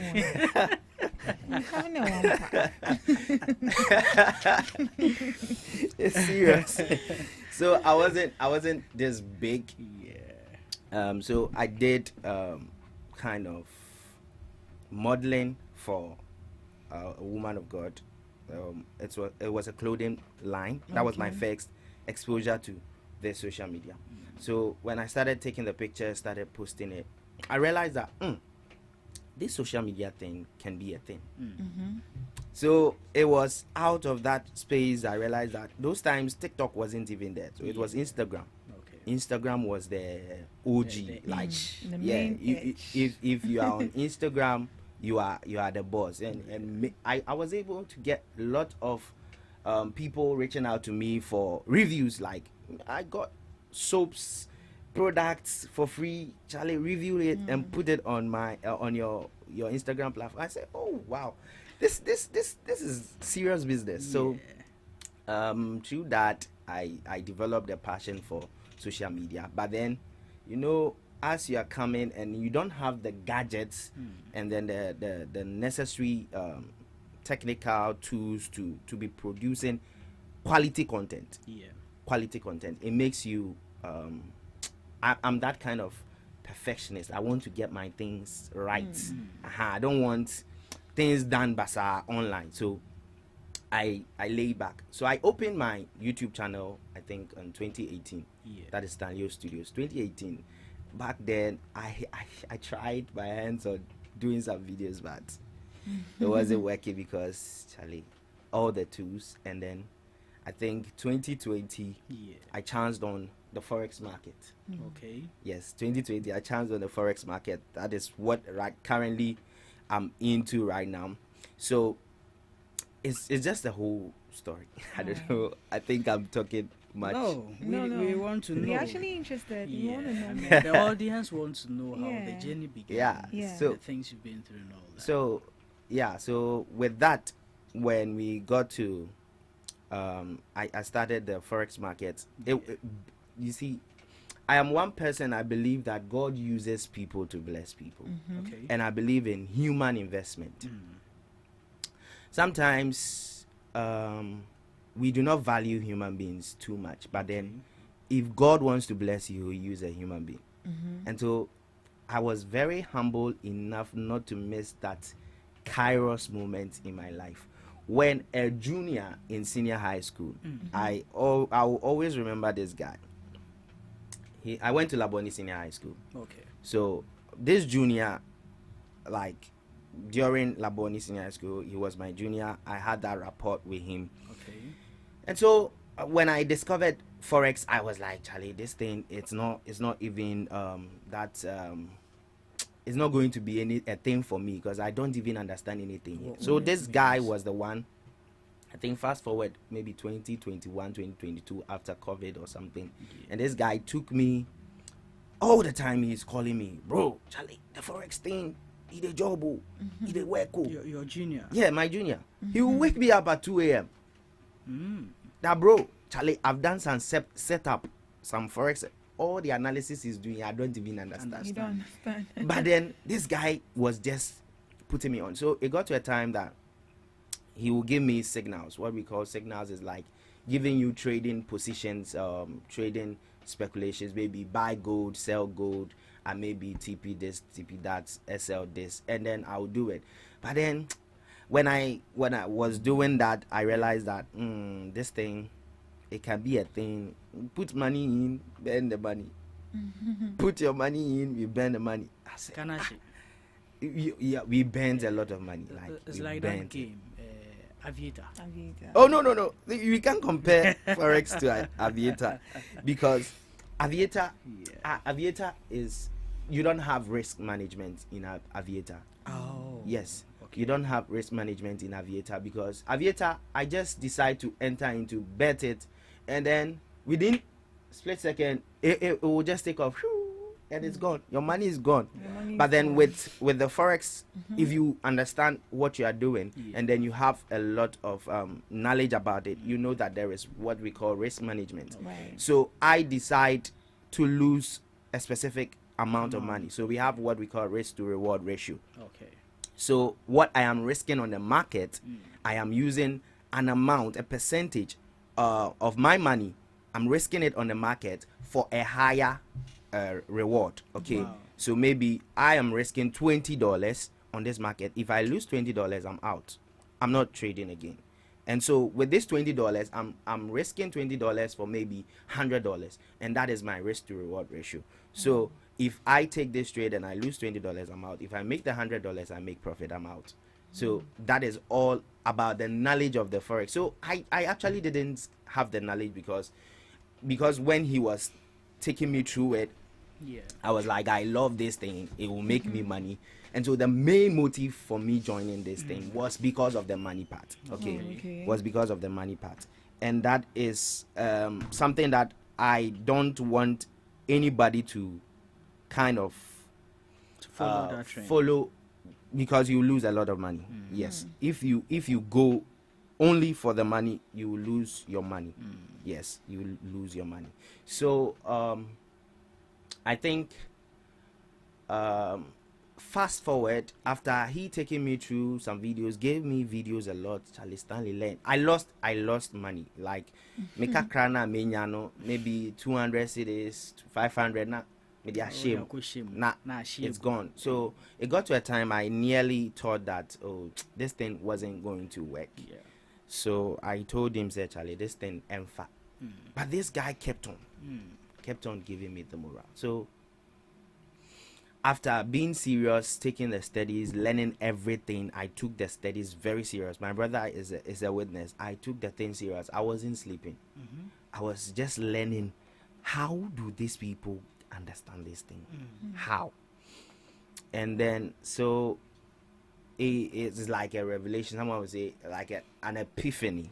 Okay, so I just saw that I wasn't doing things right. Okay. And in everything, aside the one who introduced me, he wasn't much profitable. Like, he wasn't making it in the forex market. Okay. He wasn't making money, but then he had the knowledge. Okay. So I acknowledge him. He's called Daniel. Okay. He's known as Danny Rams. Okay, so shout out to you. Yeah, shout out to Danny. I mean, yes, giving us one of the Ibrahim Mohammeds of our future. We are getting there. Sure. I'm not yet there. I'll get there. But you get there. Yeah, sure. So, after he giving me the intro and then everything, I was looking for somebody, a mentor, somebody that will show me something. You know, life is all about keys. Yeah, life is all about keys. If somebody, if you want to do something, you need somebody who is in the field, who can show you, say, and so I was looking for that kind of thing. And then fortunately for me, there was this guy on Snapchat. I was just on Snapchat. There was this guy. He's also called Daniel. Wow. But his name is Nana Daniel, and he was a man of God. And then he was trading. Now, hey, man of God, trading. And so he was posting his stuffs online and everything. And then I was like, wow, let me check out. And then, you know, the guy, when I reached out to the guy actually didn't have a space for people reaching him out on Telegram. So the day I picked his number on Telegram, I texted him. He said, how did you get my number? I said, this one there, by God's grace. Because I was looking for somebody to train me. So when I reached out to him, he says that he won't teach me for free. Wow. No. He says that if he would teach me, he would mentor me, he won't take it, he won't do it for free. Wow. I have to get, like, I think probably $500. Then I have to raise that money and give it to him before he will train me on that. So I begged him, I spoke to him, and I said, bro, this one, I'm very, very eager for it. So I think I was gathering money, and I think I had about 3,000 cedis that I was going to kindly, I think maybe to pay for rent or something, one of these things. And then I just decided, say, bro, Charlie, I get 3-5 from my account. Hey, if I give it to you, that's my last. So let me give you this 3-5 and then take me through this process. And then I paid this guy. This guy said that by God's grace, Charlie, it's going to. So he just took the 3,500. I sent it to him. This guy he doesn't take money through Momo into his bank. So when he realized that the money is too small, he said, "You put it to the Momo." That day I was shy. I was like, "Ee." And this guy was very, very good in that thing. So he took me through the mentorship, but then we had online class just twice. And that was the whole of the training. For the whole of the training, just online class, like one-on-one online mentorship, just twice. And that shows how good he is. That shows how good he is with what he does, because. And also, I wasn't a beginner, so I think he wouldn't take much time. And also, he just had to show me the keys, because I was into it, so I'm not a beginner that he would take. So I believe maybe that's why he didn't start the whole process teaching you about PIPs and stuff. But then it took us 2 online sessions, and then we were still communicating. So we were chatting one-on-one and everything. So fast forward, I take trades. I send it to him, corrections. I'm on his platform. He sends me videos and all that. He actually did a good job. So I think when I was catching up, and then I was sending him my trades and everything, and he said that now I'm doing good, so let me just be confident and everything. And by God's grace, I am here. I'm being able to do something, 1 or 2. But then we are still pushing for more. So this is Stanley, and currently I'm a tech and finance. So I put the technology and the finance together. So I'm a tech and finance influencer, or a social media person, with also my skill attached. So I'm blending all. I leave the rest to AC. Now the questions are coming. A man of many colors. It's a whole lot, and I must say that you are blessed. Amen. You are very talented. Looking at how you began your whole journey. So what triggered you actually? What influenced you to, go into this, as you mentioned? Okay, so I won't lie. The first thing that pushed me, because I wanted money. That's it. You see? Thank you for being honest. But not the passion. No. People are like passion. The forex thing there, I entered because of money. Yeah, because I needed money. You see, as a young boy coming up, and then Charlie, you'll be very hot. You'll be desperate. There's renting and a whole lot of stuff. Right. And then Charlie, it's the money. Forget. Anybody would say, you see, it's the passion, but firstly, it's the money. So as I entered into it, and I realized that maybe any break for money, like to do that there, it won't work.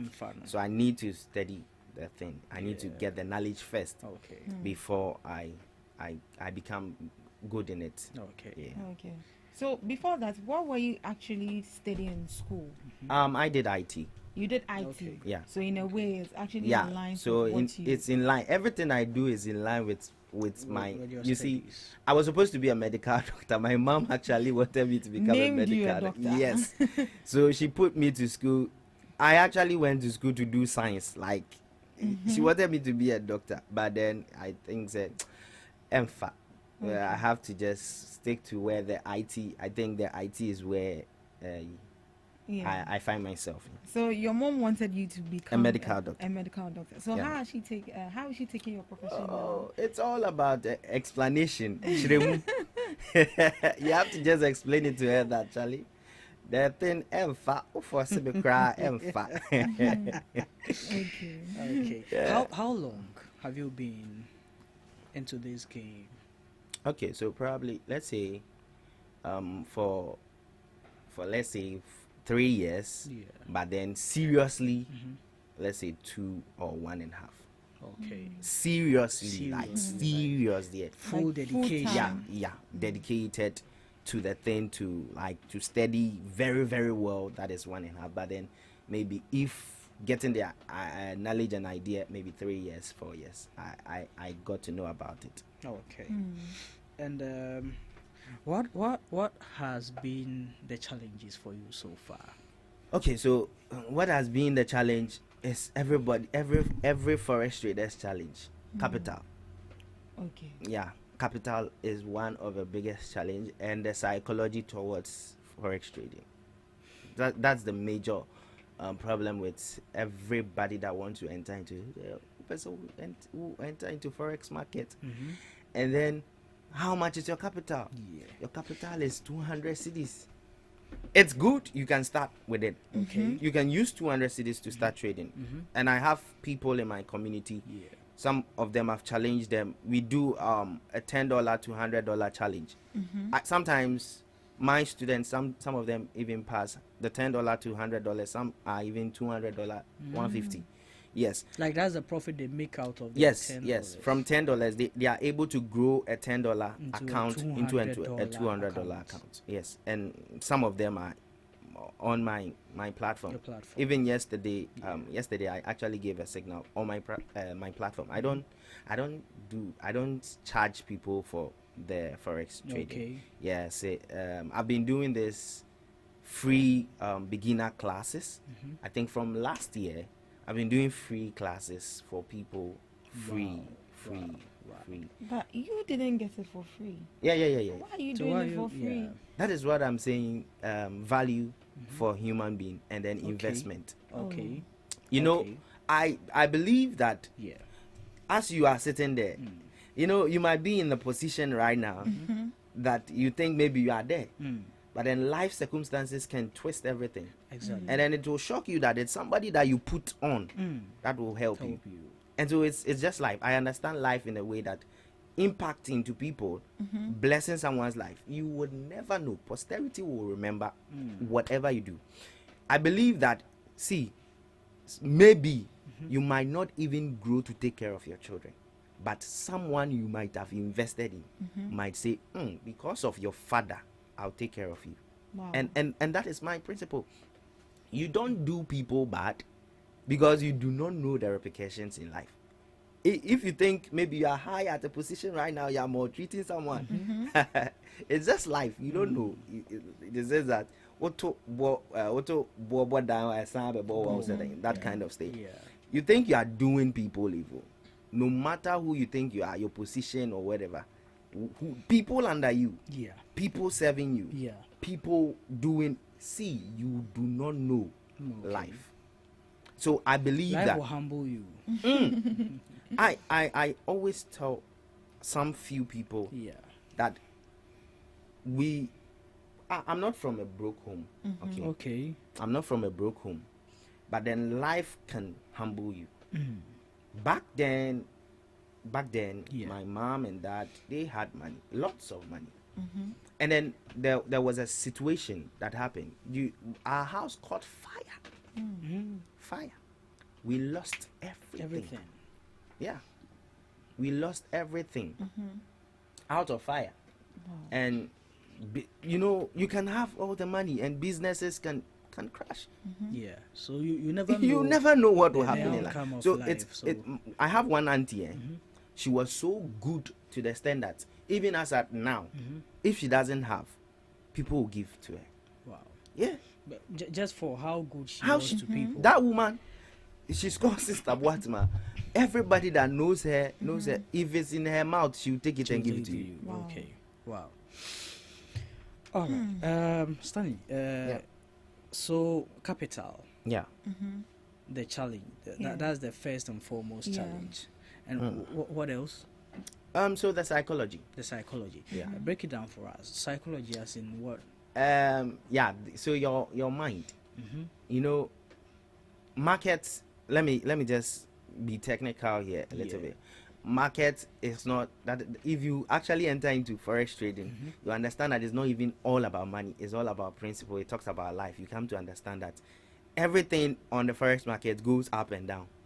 Okay. So it's up and down. So it's just like a formula for life. Yes, you are you up go, today, you are it, down. it goes down, it goes up, it goes down, and if you see that it's going down, you should prepare that it's about to go up. Okay.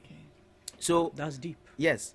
So when it's going down, as a forex trader, I always look out for when market has dipped, and then look out for opportunity to buy, because when the sellers are selling, the buyers must be ready to buy. And so sometimes if you don't understand the whole market structure, you come to understand that some people enter into a trade and then they enter maybe at the top, but then don't be scared. Market will drop. It will shake you. Wow. When market drops, it doesn't mean it's dropped. It will definitely come up. It would definitely come up. And so most people get that kind of psychological problem or psychology issue when maybe they enter into a trade and then the market turns like it's going against them, and then they exit. Are you getting it? They exit. Yes. And then before even they make profit, they've already exited from the trade. The trade. Wow. So, yeah. So you can the psychology is big. I don't want to go more technical here. There's a lot of things. Sometimes you feel depressed, sometimes you lose money, and then you can't even continue trading. But it's part of life. When you lose, it's a sign that you are actually improving. Yeah. Sorry, Stanley, before we go into your platform and how people can join the platform, the ways and means, or what it requires of them to join the platform. Your book, Trade Like a Pro. Yeah. In like 2 minutes, brief us about it. What is it about? Okay, so Trade Like a Pro is a book that I just decided to do it for every beginner. Every beginner who wants to understand the forex market, and then just make it simple. There are a lot of people that make the forex thing very complicated. Yeah. And then I tell you, even relationship is complicated than forex market. Oh, like for relationship, I don't think there is anything simpler than relationship. Yeah. No. Like, there's anything complicated than relationship. Yeah. It's too complicated. Yeah, because relationship is dealing with human beings. Yeah. So very, very complicated. But then when you are dealing with candlesticks and charts, you are just sitting down in your room, just looking at how market will move. I always say, look for price action, not predictions. Many people want to predict for the market. Just look at. So Trade Like a Pro is just a simple book. I wouldn't say it's complicated. It's just a simple book that you can get and read for yourself. Okay, read for yourself, and I believe you will get the clarity you want. And if you want more understanding, more clarity, you can still join my platform. I have platforms where I train, but I told them June there, me free classes, me and they make free classes. So the reason why the reason why I'm trying to stop the free classes is because, let me not say Ghanaians, but Africans. Yeah. We don't value free. We don't value free anything things. we don't pay for. We don't value it's it. True. And I've done this for a year, and I can tell you, I have over 100 people on the platform who voluntarily jumped on the page that they want to learn forex. But then, can you imagine that you do the class and it's only 20 people? 20 out of over 200 after voluntarily joining begging to join. Yes, some even fill the form. Some even fill the form on my ads and then gave their numbers, and then I sent them a bulk SMS, and then they joined on my platform. They joined, but then till date they've not joined any of the class because they are not paying. Yeah, are you sure that like the person will even be tormenting you? Please, I've paid and you're not giving me that. But on try, they won't make time. I support that policy. Let them pay. With the exception of me. Sure, no problem. When I join, I don't have a problem with people who are ready to learn. Serious people. On my page, I tell them I want to just have a community of people I can trade with. Me, there's a friend of mine who told me something that has stuck in my head. He says that comfort before luxury. Wow. Comfort before luxury. I tell people, if you will work at an office and be paid 1,000 cedis a month, yesterday night I was trading the forex market. And how much did you make last night? Just $50 on a small account. We'll share it. You give a seat and you give me 20. You take 20. On a small account, that is like $100 account. Okay. So I made $50, which I could have held it for it to go high, but I told myself, no, I'm not supposed to be greedy on a small account. As I have 50, I've made over 50% profit. Yeah, I made over 50%. Like profit. because you did within. Yes. And wow. Yeah. So I've made over 50% profit. So why should I be greedy? Okay. Let me just exit. And $50 to Ghana cedis, it's like 500 Ghana. That is just one night. That is just one night. Imagine I'm capable of repeating that $50 continually for 30 days. Wow. That's you making a lot. That is making a lot with just staying at home. And sometimes I tell people, I don't want to be making the $10,000 or $100,000. It's too much. Relax. Life is all about process. I want comfort first. I want to be able to buy what I'll eat, where I will stay dressed. No, relax. The cars and all those things. Life is a process. Don't rush.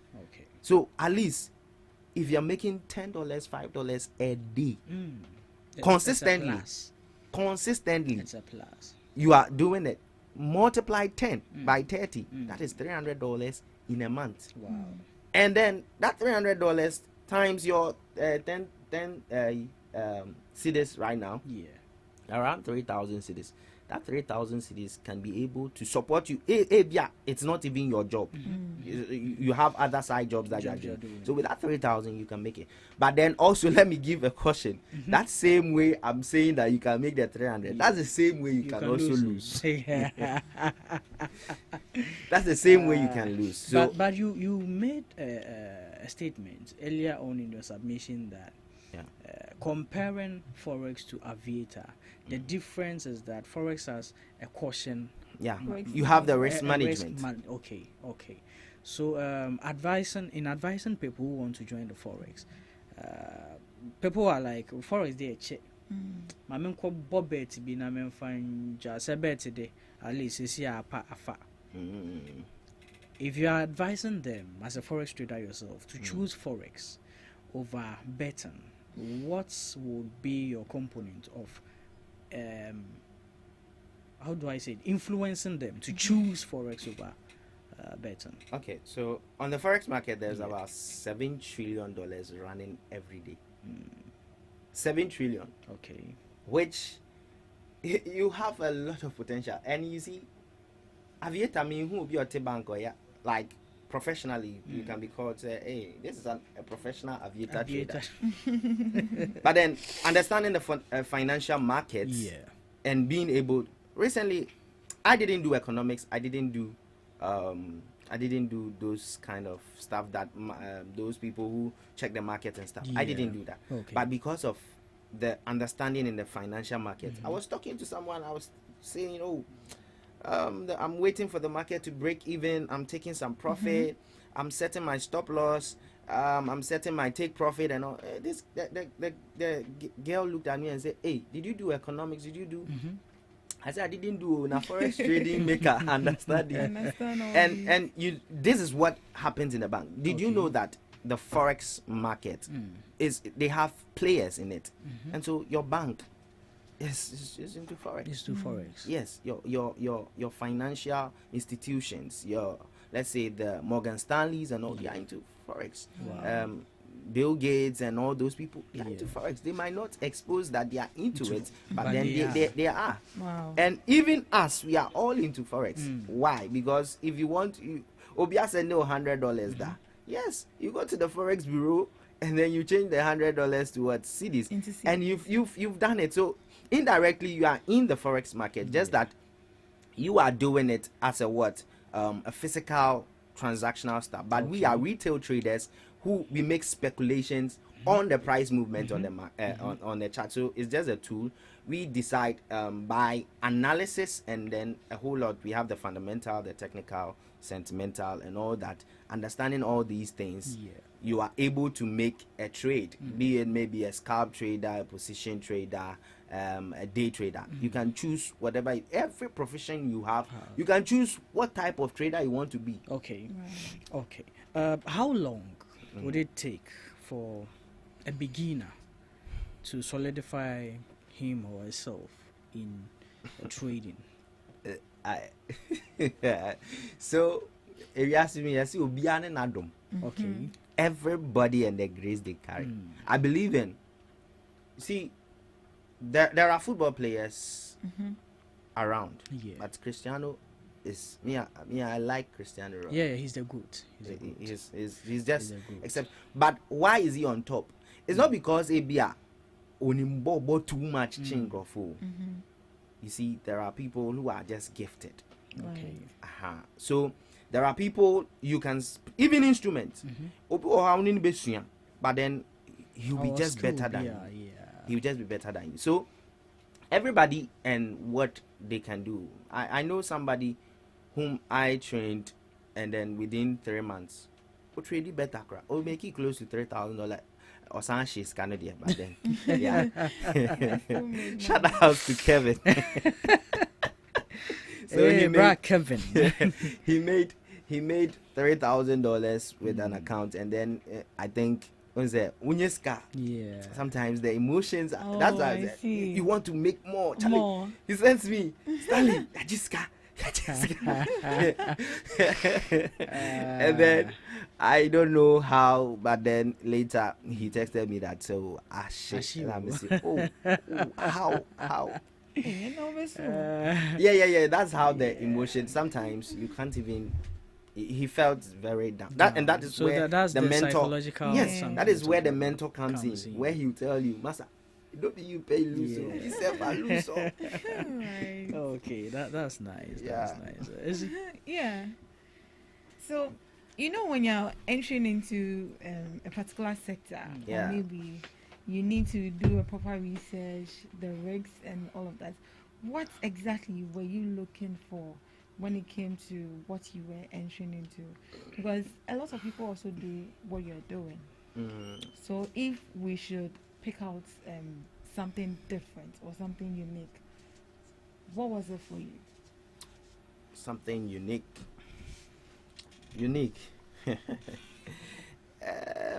I believe in simplicity. Yeah, so just do my thing. Just be you. And then I believe by God's grace, everything, if you are consistent in something, put your mind to something, pray to God, tell him that, Charlie, I want to do this thing, just help me. Yes, help me. I believe God is not a wicked person or someone who will not honor his people diligently. If you are diligent at what you are doing, he will bless you. There will be breakthrough. Wow. It might maybe your process might be different. I always tell, don't judge somebody because watching the building process of some people are a whole tower. Maybe yours is a single room. Yours is just a single room. So you might be feeling, I'm there. But then somebody is building a tower, and you can't compare a tower to a single room. The foundational level must be tight. And so you everybody's process is different. I don't even compare myself to others. My younger brother, I appreciate him so much. Very smart guy, but very quiet. He's a software engineer. Wow. Yeah, very powerful guy. Wow. You see, everybody has their skill and what they are gifted in. Right. So I did IT, and then I'm also into software and all those stuffs. But then I wanted to enter into that and say, bro, Charlie, me, they do the software. I'm seeing that you are good in this social media and this forex thing. Focus on it. Do that. Let me do the software. Yeah. Wow. And when I bring ideas about this, he has been one person who motivates me. Sometimes say, Charlie, Udogu. Nice. Stanley, before we get into how people can get in touch with you, for guidance, for training, and all that,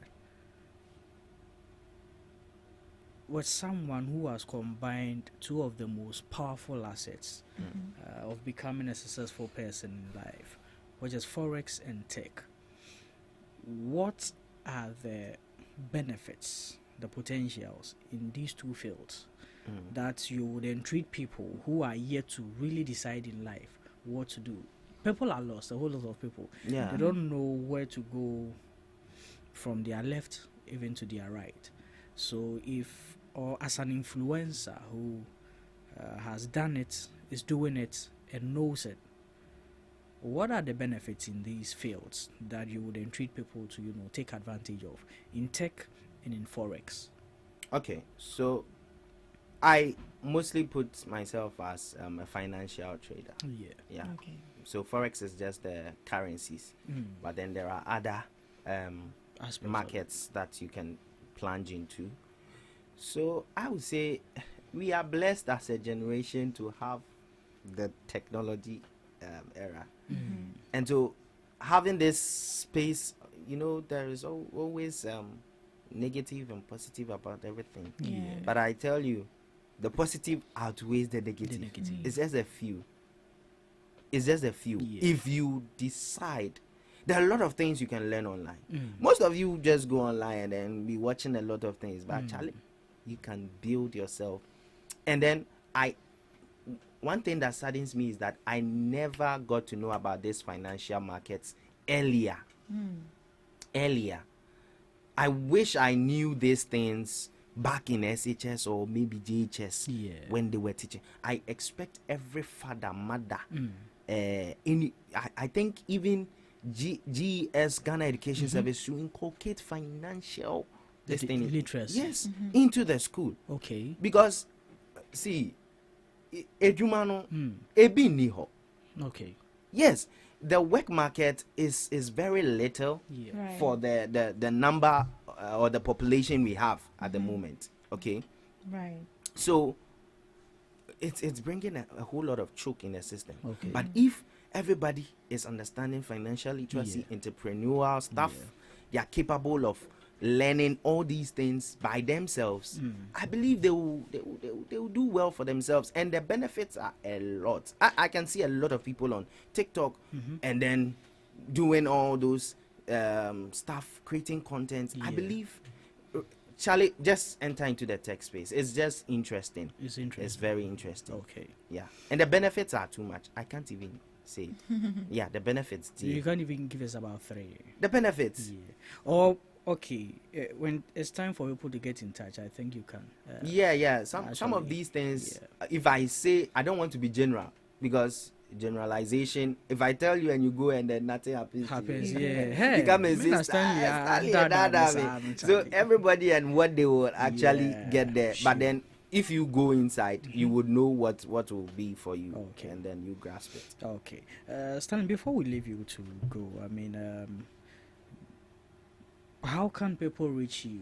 If somebody wants to be a trader, a beginner wants to trade, somebody wants to have education on their financial stability and all that, how can they reach you? Okay, so my handles on social media, that is Dr. Stanley Obing. So it runs through all social media platforms, X, Instagram, TikTok, everywhere. Okay. And so that is Dr. Stanley Obing, and then you can follow my YouTube channel.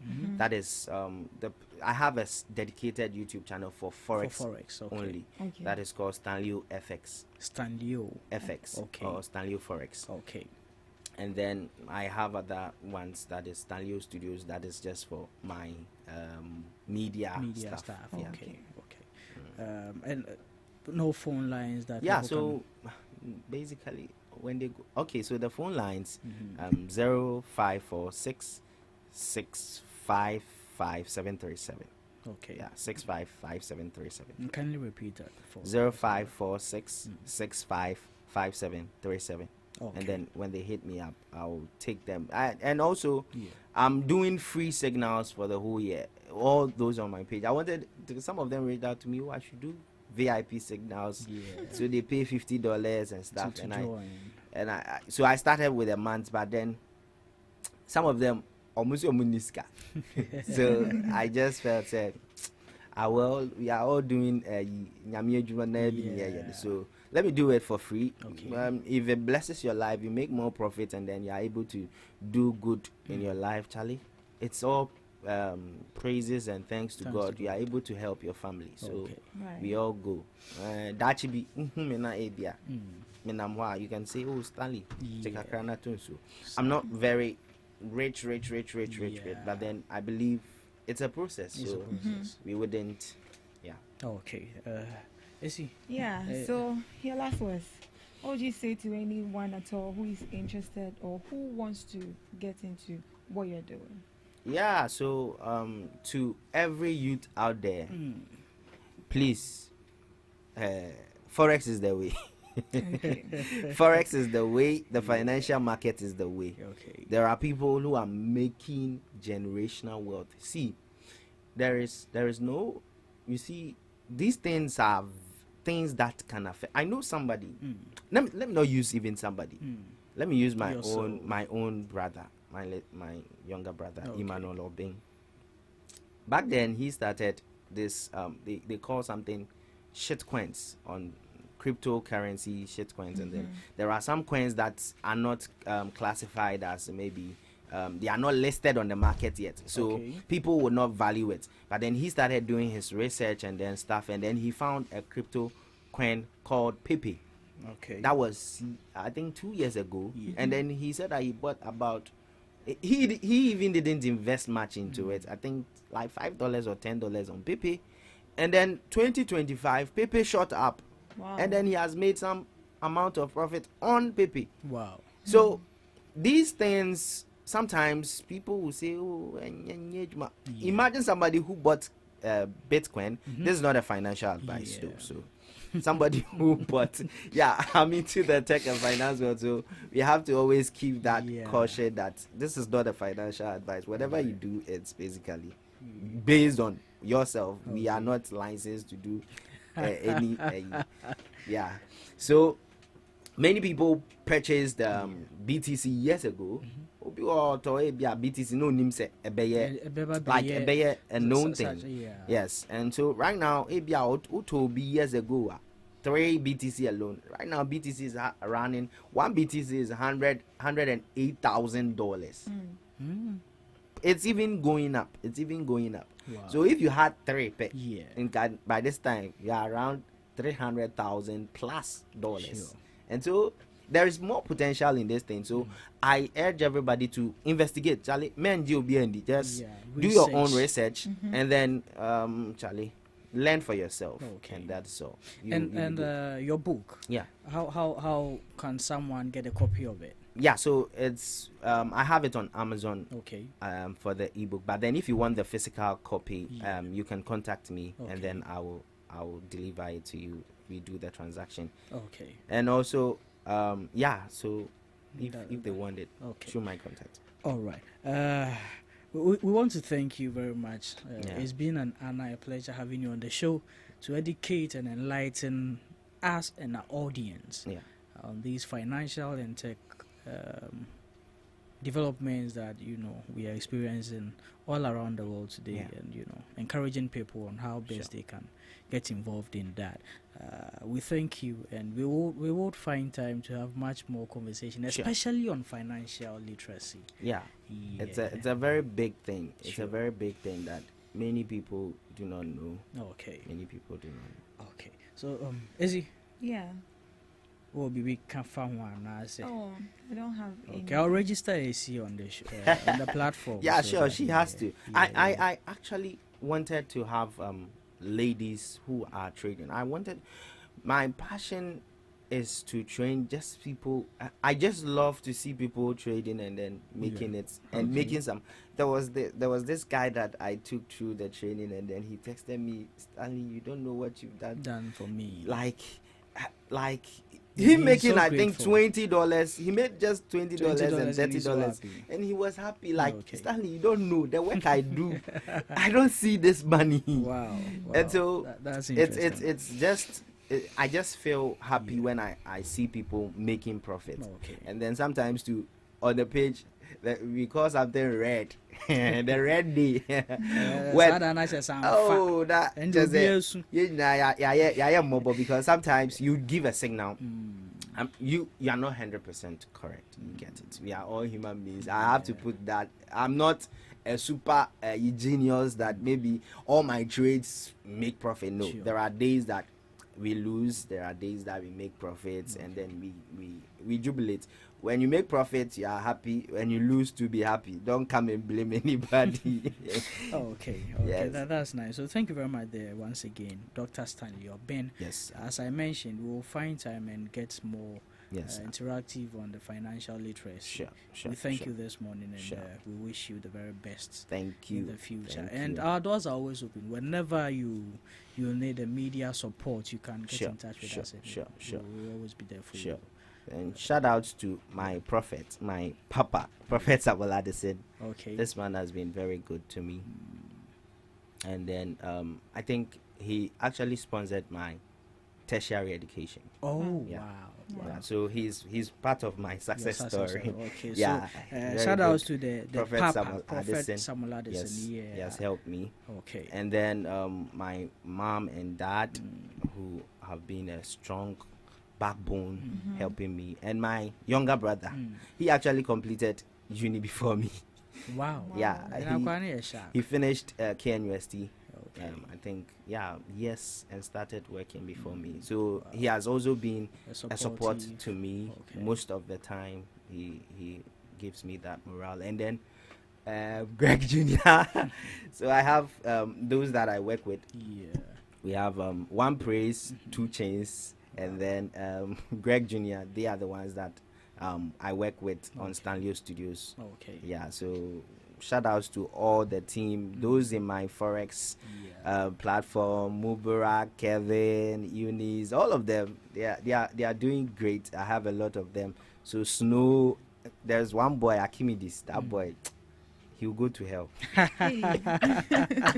Okay. So thank you there. That was Dr. Stanley Obeng with us on the show this morning on the Come Up segments. This is where we call the curtains on the first segment. We will be back very soon on the second segment of the show when we bring you the political discussions and social issues making news in the state this morning. Stay tuned. We'll be back. Thank you. Breakfast. English breakfast. French fries. Koko Nikosi, alo komi kesheto. Wache. Well, Gobe is the real deal. Join us on Ghana Talks Radio. Let's serve you a buffet of breakfast. From news headlines review, current affairs to social issues. Entertainment, sports, and all the trending stories live on our mobile app and across all socials from Monday to Friday, 7 a.m. to 10 a.m. With me, Pakwesi Omare. Regina Bliss. Deborah Adoso. And I am Esinal Fiagbedu. This is Ghana Talks Breakfast Show. Hello Ghana, hello worldwide, I'm level band. Now listen, every Tuesday and Friday, beyond the time it's going to carry Brell, our Ghana Talks Radio, 7 p.m. sharp. Now Tuesday, we're going to talk about our culture, our history. Martin Ding said about Sam. No, on the Friday, you bars on bars. You better rap, you better say, no artists go join me in the studio. We're going to discuss about music and business. Konya, or you singer, and now you're a rapper, you think say you get bars. You go fi spit fire now. Listen, make you join me with studios. Our Ghana Talks Radio, and yes, say then our day. Me say download the Ghana Talks Radio app, no, our Play Store, any App Store. No tune in, and say this what you see, Baba Live on Facebook, Cointakra, any Ghana Talks Radio page, and so now listen. I bet you fire 1 year, Konya, Wading,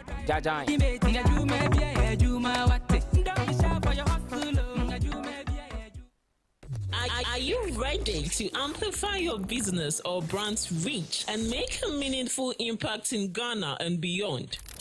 Partner with Ghana Talks Radio today to connect with a diverse audience across Ghana and beyond.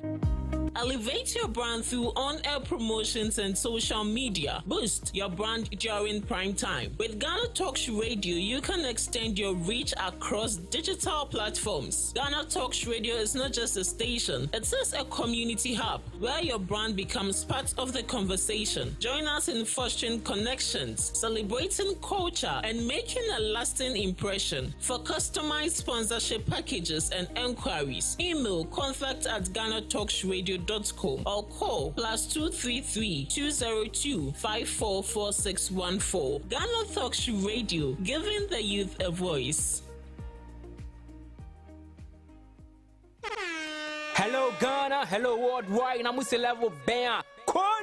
Now listen, every Tuesday and Friday, beyond the time it's going to carry bro. Our Ghana Talks Radio, 7 p.m. sharp. Now Tuesday, we're gonna talk about our culture, our history. Matuni ding set about Kwasem. No, on the Friday, you bars on bars. You better rap, you better say no artists go join me in the studio. We're gonna discuss about music and business. Konya, oh you singer, and now you rapper, you think say you get bars. You go fit spit fire now. Listen, make you join me with studios. Our Ghana Talks Radio, and yes, say then our day. Me say download the Ghana Talks Radio app, no, our Play Store, any App Store. Not tune in, and say this is what you see. Baba live on Facebook, Kointakra, any Ghana Talks Radio page, and this now. Listen, I bet you fire. 1 year, Konya, Wading, Jajan.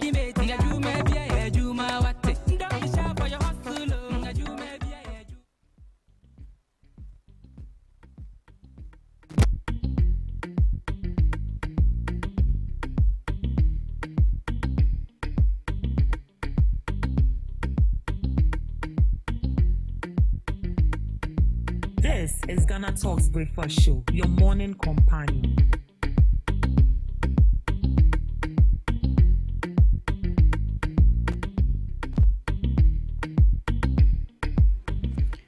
So we are back on the show, Ghana Talks Breakfast Show on Ghana Talks Radio with a second segment. This is where we give you the discussions, and today promises to be one of the most much anticipated bouts. I mean, everybody has been waiting for this match.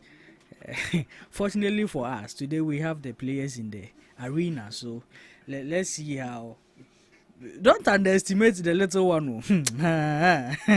Don't mind the body. You go see the engine today. But yes, it's time to get into the conversations this morning.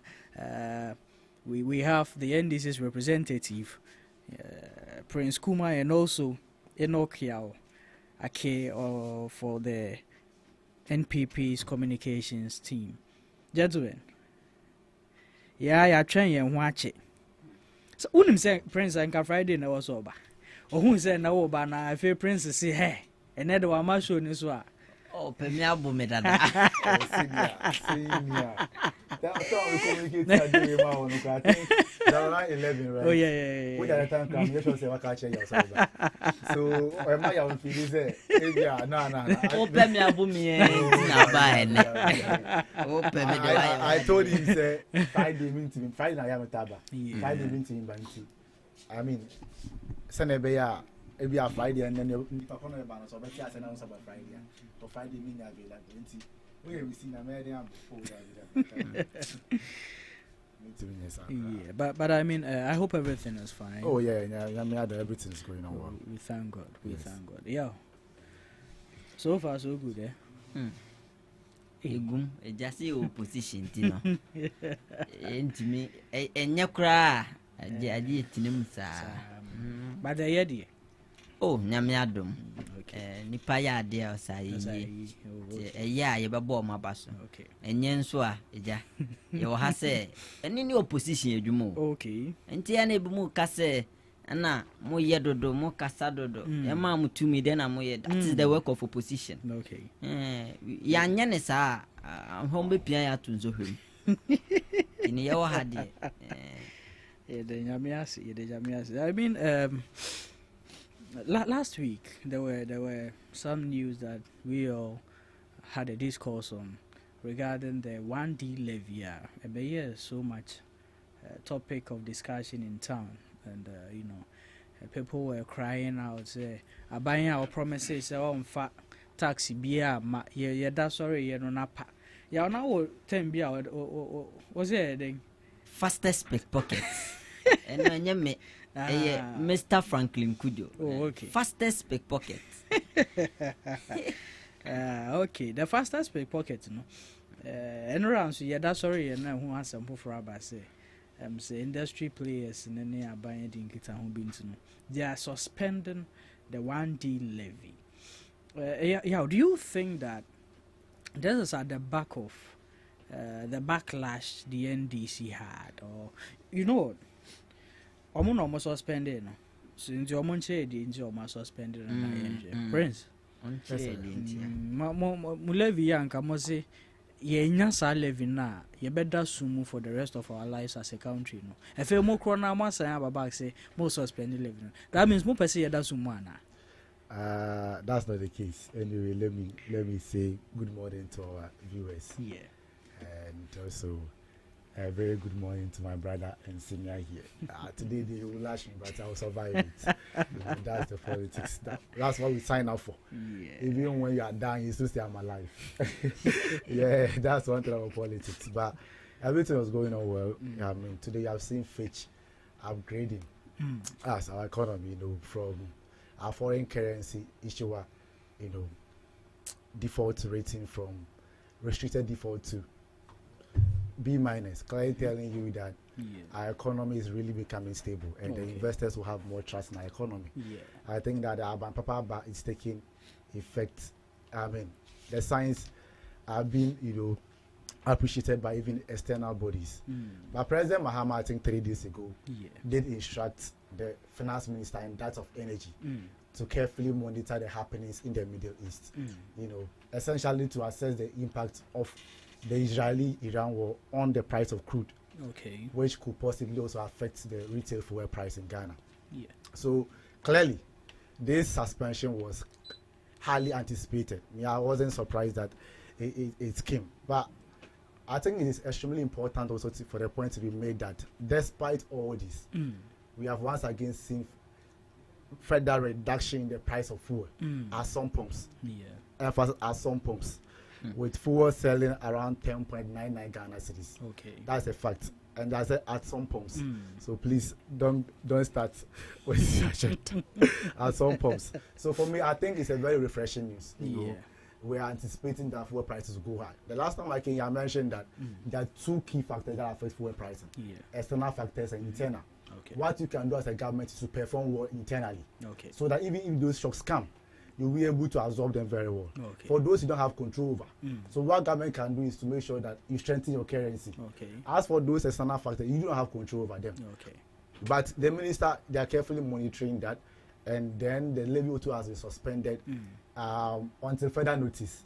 Government believes that, look, the plan was that we are expecting fuel prices to drop, right? And introducing levy wouldn't have that much appreciated the current price we are seeing. But even if there's any cause for us to believe that there could be a possible increase, why then again maybe maintain the levy? So it wasn't just about generating revenue too. It's also about being concerned about the Ghanaian consumer. That's why the Minister of Finance and Energy is currently monitoring the situation until otherwise communicated. But I've seen some argument being put up by my brother Yawake, some of his fellows, that we the NDC said external factors cannot affect our economy. That is completely deceitful. Completely fallacious. If there is anybody that such statement should be attributed to, then it's Dr. Mahmoud Bawumia. He is on record to have said in one of his lectures in 2015 that how can a global phenomenon scapegoat d'Ivoire and all surrounding countries and attack Ghana only? Is that not the case? So it is Dr. Bawumia who said that a global phenomenon cannot pass through or cannot scapegoat d'Ivoire or Nigeria or Togo to come and affect Ghana only. Are you talking about the same people who use the Russia-Ukraine war as an excuse for? Oh yes. Okay. That's the same Dr. Bawumia. Dr. Bawumia. So I am not aware of even one NDC communicator. Maybe my brother Ake is here. He can prove me wrong, and I'm ready to admit. one NDC communicated that said external factors cannot affect Ghana's economy. Okay. Our position was very clear and very simple. That you cannot solely blame COVID and Russia-Ukraine war for the economic crisis that we were in at the time. Okay. Considering the fact that our economy was on the verge of collapsing before COVID came in or Russia-Ukraine came in. Even the World Bank country director, Perry Laporte, alluded to the same fact that our economy was struggling even before the outbreak of COVID. Okay. If you talk about city, they complain about COVID-19, and then Russia, Ukraine were affecting our city and economy is not well and all that. But if you take our city, 2019, that's at the end of December 2019, our city had depreciated cumulatively by 12.9, approximately 13%. As at 2019, end of 2019. This is what your own finance minister said. Kenneth Royata said it. Paragraph 52 of the 2020 media budget he presented. So the city was actually weakening before COVID came in, before Russia-Ukraine came in. So largely blaming COVID and Russia-Ukraine war for the, why the city is not performing. We believe that you were being dishonest about the whole situation. So look at the fact that your economy was struggling before COVID came in. But you conveniently want to blame everything on COVID. And we the NDC said no. Based on this factor, it cannot be true. Okay. If you take even your deficit, for instance, you are running about 7.5 deficit before COVID came in. Your finance minister, in the attempt to deceive us, rather reported, 4.8 deficit to GDP, to Parliament, only to be exposed later by the IMF April 2020 staff report that it was indeed 7.5%. The reason was very simple. They introduced the Fiscal Responsibility Act 2018-982, saying that they want to cap our deficit to GDP by 5%. So the minister felt like, okay, if you go beyond the 5%, or if I report beyond the 5%, it will be like I've violated our own law. So you even did beyond the 5% before its suspension after COVID. Okay. So considering all these facts, we the NDC did not discount external shocks on the country's economy, but rather on the account of all these facts, called you out to, at least on the basis of fairness, admit to certain incompetence and mismanagement on your part. Never say say. NDC for and I say minim NDC ni communicator back okra kase. BBC wa manonia entimi nyanso to aso on my way economy so. Na money na ya kan say MPP for no mo kase COVID ni Russia Ukraine war na ma o man essence kase na essence no. Entimi nya no kre because before COVID be ba no ni Russia Ukraine war be ba no. No minus kase no ayabasa he matwi no ayabasa basa dada. And I'm actually sitting now hold now perform by 13% against the US dollar. Now running deficit according to IMF staff report 2020 report April deficit of 7.5 which is indicative of reckless spending. Until all the South of Boyna COVID Russia Ukraine war is not even true. Okay. Then again we raise issues about the money you received. You are just comparing other countries. And we even compare you to the additional peers. That if you take Togo, if you take Ivory Coast that Baumea was comparing, they were doing better in their currency. They were doing better in terms of city. Okay. Sorry, in terms of their currency. So why do you then want to overly blame or largely blame COVID and Russia Ukraine for what we experienced at the time? So that was our argument. Okay. Every the amount of money we received from COVID, you spent far below the money you received. So why then do you make it look as though COVID buy Naima or Boka? Okay. So clearly, I want to make it clear that we and the NDC are very aware of what is happening outside the country. President Mahama has experienced something like that before. Okay. You recall very well that toward 2014-15, there is significant reduction in cocoa prices. Sure. And part of why President made sure that, look, we need to make sure that we increase our export at the same time to build more factories in Ghana. We started the Adesso Jute factory to make sure they can be able to produce some sacks so that we don't need to import again to the country. Okay. So he was doing some import substitution measures to consider the fact that your export earnings has reduced. So President Mahama is capable of managing such external shocks. But the argument shouldn't be made that we, the NDC, said that external shocks cannot affect our economy. Okay. If there's anybody that such statement should be attributed to, it's Otabawoma, and I have the video here. He's on record to have said that. Okay. No one in NDC said that. We're only calling out not to largely blame COVID, although we did not discount their impact. Okay. But it wasn't the sole reason why we were in this economic quagmire. Thank you there, Prince. Yeah. I think last week in this same studio that we had a discussion about this 1D levy. Yes, this 1D levy thing you mentioned. Oh, who said that? Prince. How is that 1D levy? I don't understand. You when you were speaking. No, I'm saying y'all has not started. Y'all has not started, so I'm not interjecting. So my boss, I will not interject you. I'm saying that 1D levy, is there any levy called 1D levy in Ghana? Okay, so how do you want us to call it? Oh, but you know it. The bill that has been suspended, is it called one Ghana levy or ESLA amended, as amended? Okay. Or is it called 1D levy? So why do you want to? So if somebody can say, okay, I don't know of 1D levy or D, whether D or E1 levy. So please, came by me. It's not that propounded this name. He's known for naming. I told you that they are so fixated on name ceremony. State the fact. One was betting tax, say betting tax. Okay. If it's e-levy. Okay. That's the name. Okay. So this one is what? That's what I want to do. But it's energy sector amendment. Okay. Energy sector amendment. Okay. One Ghana levy. It wasn't a new levy. Okay. We increased it. Okay. So you cannot call it a different name. A different. Okay.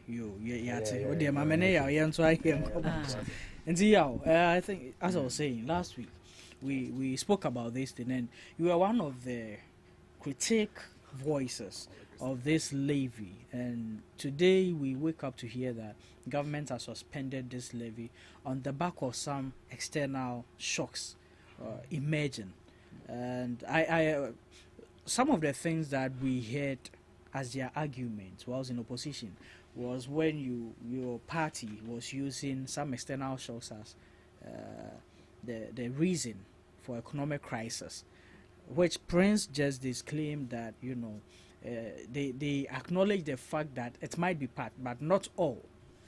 And I don't know what you would have to say about it, but yes, do you think this is a good call by the government to suspend this levy, or you think it is not for the reason why they are saying they are doing it, but it is because of the backlash they received by first even coming up with such implementation? First of all, thank you, and good morning to your viewers and listeners, and good morning to the Elephant Party and everybody.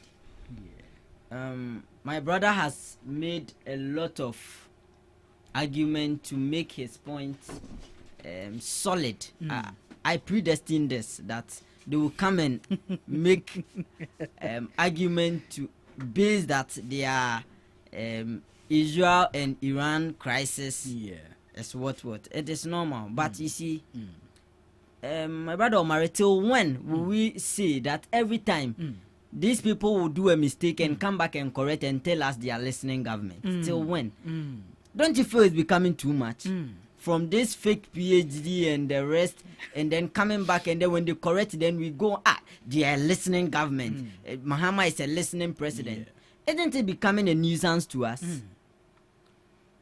We wake up one day, and in the midst of a midnight, you did the fastest pickpocket and introduced a levy on our neck, push it to our throat, calling it D-levy. That Prince said is not. You let him make his argument. Then you come back to tell us that we've suspended it because of what have you. It is because of backlash. They know it. Even their own party folks, hit them hard. You remember I sat here and told you that it is not the dollar and CD appreciation alone that determines the prices of fuel. There are external factors, and one is the global market. When you do not want to acknowledge that, a shock will come and it will force you to make changes. And when I said that, it didn't keep long, and we had this Israel and Iran thing, and it is telling us that oil prices is going to hit high. In the next window, we are expecting that the fuel prices should go up because of a conflict in another country. And I asked myself, how are my people going to defend this? Because they made it clear to us, and even the ordinary Ghanaian, that Russia-Ukraine war and COVID-19 did not have any impact on our economy. And my brother here is telling me that there is no NDC communicator. Their own president, John Dramani Mahama, on record, and I'll read it. The Russian-Ukraine war cannot be an excuse or responsible for our economic woes. his own party communicator, Sami Jemfi, told us that it is disgusting for NPP to blame external factors on Ghana's economic challenges. And he's telling me he didn't hear this. He's now telling me it is Dr. Bawumia who made those claims.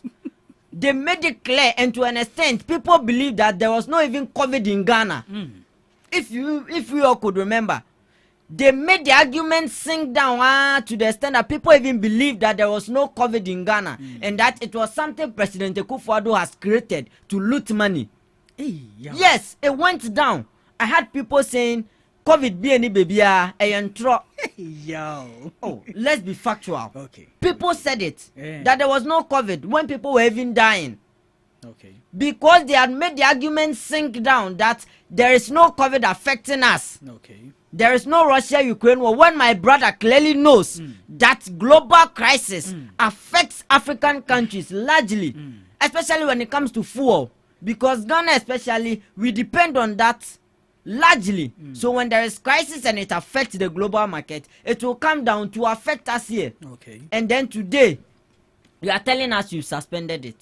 A levy that you pushed, we didn't see of it in your budget. You didn't make mention of it. We just had it on just one day that at dawn, a party has entered parliament to pass a bill. They should scrap it off. Suspending it is not enough. So you think it is not an accommodative levy that we should even... You remember they told us one of their justification was that it won't affect the pumps, the fuel pumps. Yeah. But I remember you see, very well. At the time they were passing it, this crude was surging around 60.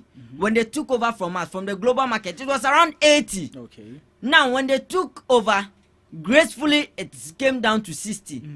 CD, dollar to CD, we had depreciation. We had it appreciated. So everything was moving on nicely. So when there is a fuel reduction, it doesn't affect much. It is good to us. Now, there is a crisis somewhere. This 60 will be able to shoot from 60 to even 120, and it will come down to affect your fuel over us here, down here, to come down to affect us. And now you are telling us, see, scrap it off, because the 1 cedi on a liter, the 1 cedi on a liter won't be able. Your own energy minister told us that it won't be able to even solve the issue. And to even talk about the debt you left us, you think it? You remember I told you that there's a shortfall in their budget. Yeah. Yes, and that is the main reason why they were introducing the levy. Okay. It wasn't any doomsday or anything. So it was a shortfall that they wanted to make up for. Good. Okay. President Akufo-Addo, when he scrapped about over 10 taxes, there was a shortfall in his budget, and he needed to fill that. Okay. He couldn't. He tried. He couldn't. Till this crisis came in. And it largely affected us. Before the crisis, our dollar to cedi was about 5 cedi to 7 cedi. After the COVID and Russia-Ukraine war, you see where it said to, where it hit to. Okay. So we are telling Ghanaians that if they won't, because they cannot tell Ghanaians, because they themselves hit us that Russia-Ukraine war and COVID-19 didn't have any impact on us. But we'll tell Ghanaians for them that Israel and Iran war will have impact. Okay. Because Ghana largely depends on oil. We import them, so it will affect us. Okay. So we'll say it for them, because for them they backlash the Russia-Ukraine war, telling Ghanaians that it didn't have any impact on us. And today you are telling us you are suspending it. Now, the reason why we were telling them that you burden Ghanaians with the 1 cedi levy was that, one, under the IMF program, we had already burdened them with 14% on electricity tariffs and water. Why again introduce a 1%? Okay. And telling us that you are going to accumulate 5.7 billion under the D levy? But truthfully, in their budget, there is a deficit, there is a revenue shortfall of 6 billion. So they needed a 5.7 from the D levy to fill in there. And unfortunately, they had a backlash from their own people. Minority spoke. COMAC spoke. GPRTU spoke. Transport drivers spoke. That no, it won't help us. Yes, and then here we have Israel-Iran crisis coming in. So they had no option than to suspend it. Okay. Suspending is not enough, my brother. Really? Scrap it off. Okay. Take it off. Okay. Because even this D-levy didn't even have any sunset clause in it, telling us that, if the global crude goes up, we will take it off, or it is going to last for 1 year. It had nothing, just a shock. We woke up one day and then there is a 1 cedi on every liter, 4 cedi 50 pesos on every gallon, and their justification was that we have reduced fuel for you. Okay. When we add 1 cedi, it won't affect at the pump.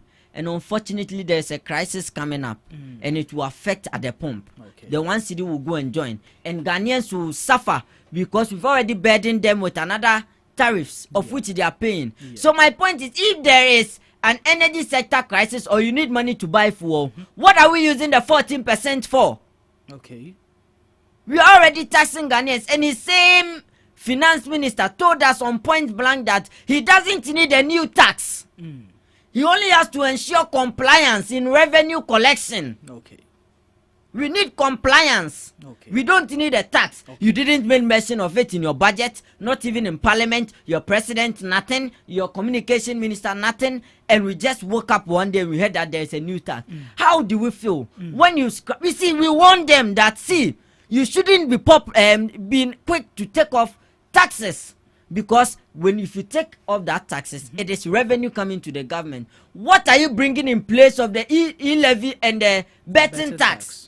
You have no other option. But because you have made mention of it in opposition, and when you gain government, you were in a hurry to take it off. Okay. And that brought you a revenue shortfall of 6 billion. And they needed the levy to go and fill it there. But their own party folks, it is not even MPP. Their own party big men told them that, no, you have gained the goodwill of Ghanaians. This D-levy thing you've introduced, Ghanaians are angry. Ghanaians do not want it. Take it off. It is only 6 months in government. Let's not be in a hurry to lose this goodwill. It is the backlash. They shouldn't hide behind Israel and Iran crisis. Okay. And you know one thing? No. President John, when I listened to him over the weekend, saying his finance minister and energy minister should check the impact and how it will affect us and do some, I just laughed. They are only prepping our mind. They are prepping our mind that there is something coming. Yes, prepare. And you see, they cannot speak to it, because I'll be the first person to hit them hard when they tell us that Israel and Iran war has impact on our economy. Okay. But you see, truthfully, it has impact. Okay. But because of what they said in opposition, and I read it to you, by his own president and his own communication director, telling us that Russia-Ukraine war has no impact. He's telling us that they didn't say it. Okay. My brother, Google right now and check. A lot of your party communicators made mention of it, that the Russia-Ukraine war do not have any impact on our economy. It is a lie. He is not inviting you. Your time will come. Okay. It is a lie. Okay. They told her it is a lie that Russia-Ukraine war is affecting our economy. But truthfully, before Russia-Ukraine war, our economy was doing well. That is another blatant lie my brother said. I'll read it to you. Okay. 2020. Pre-pandemic, from 2018 to 2020, inflation fluctuated between 7 to 10%, while the cedi remained at 5 cedi to 7 cedis to the dollar. That was before COVID and Russia-Ukraine war. And we were having the dollar 2018 to 2020. We had the dollar to the cedi at 5 cedi to 7 cedi. But what did I say? I said your cedi depreciated by 12.9 according to your own finance minister. I'm making my point. Let me make my point. Growing public debt 2016 to 2019.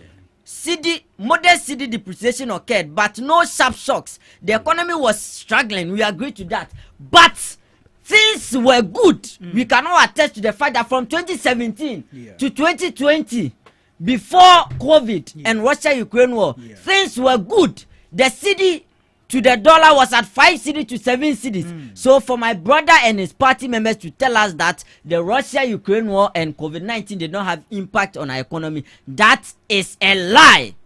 And today, we are waiting for them to come and defend the Israel and Iran crisis and tell us that it will have effect. Tell your party folks that there is no missile that has been thrown in Ghana. Ghana is not part. it is Israel and Iran. So we have no effect here because your own president stood on platform to tell us that no missile from Ukraine has landed on Ghana. Okay. His party folks told us. But once again, the quote they use, listening government, we'll give it to them because they've suspended it. But you still call for they should scrap it off because right now, as it stands now, oil prices will hit high on the global market, and in the next window, it is projected that this oil it will affect us in our next window, and fuel at the pumps will go high. So there is no need for levy. There is no need for anything. Scrap it off because the process you even took to even pass it was not one of the best. The pickpocket fastest pickpocket, pushing it on our neck, a draconian tax, 8% more than levy. Robbing Peter to pay Paul. No, it is not the best. My brother, tell your party folks, scrap it off. That would be the best. And I like the way the NDC folks are. When there is something they hit out on their government, it is good. Yes, when it happens that way, it will put the government on their toes. And I believe that when you scrap it off, the goodwill will come back. Because as it stands now, you are pegging in the sky. Ghanaians are losing trust in you. Yes, I think I'll end it there.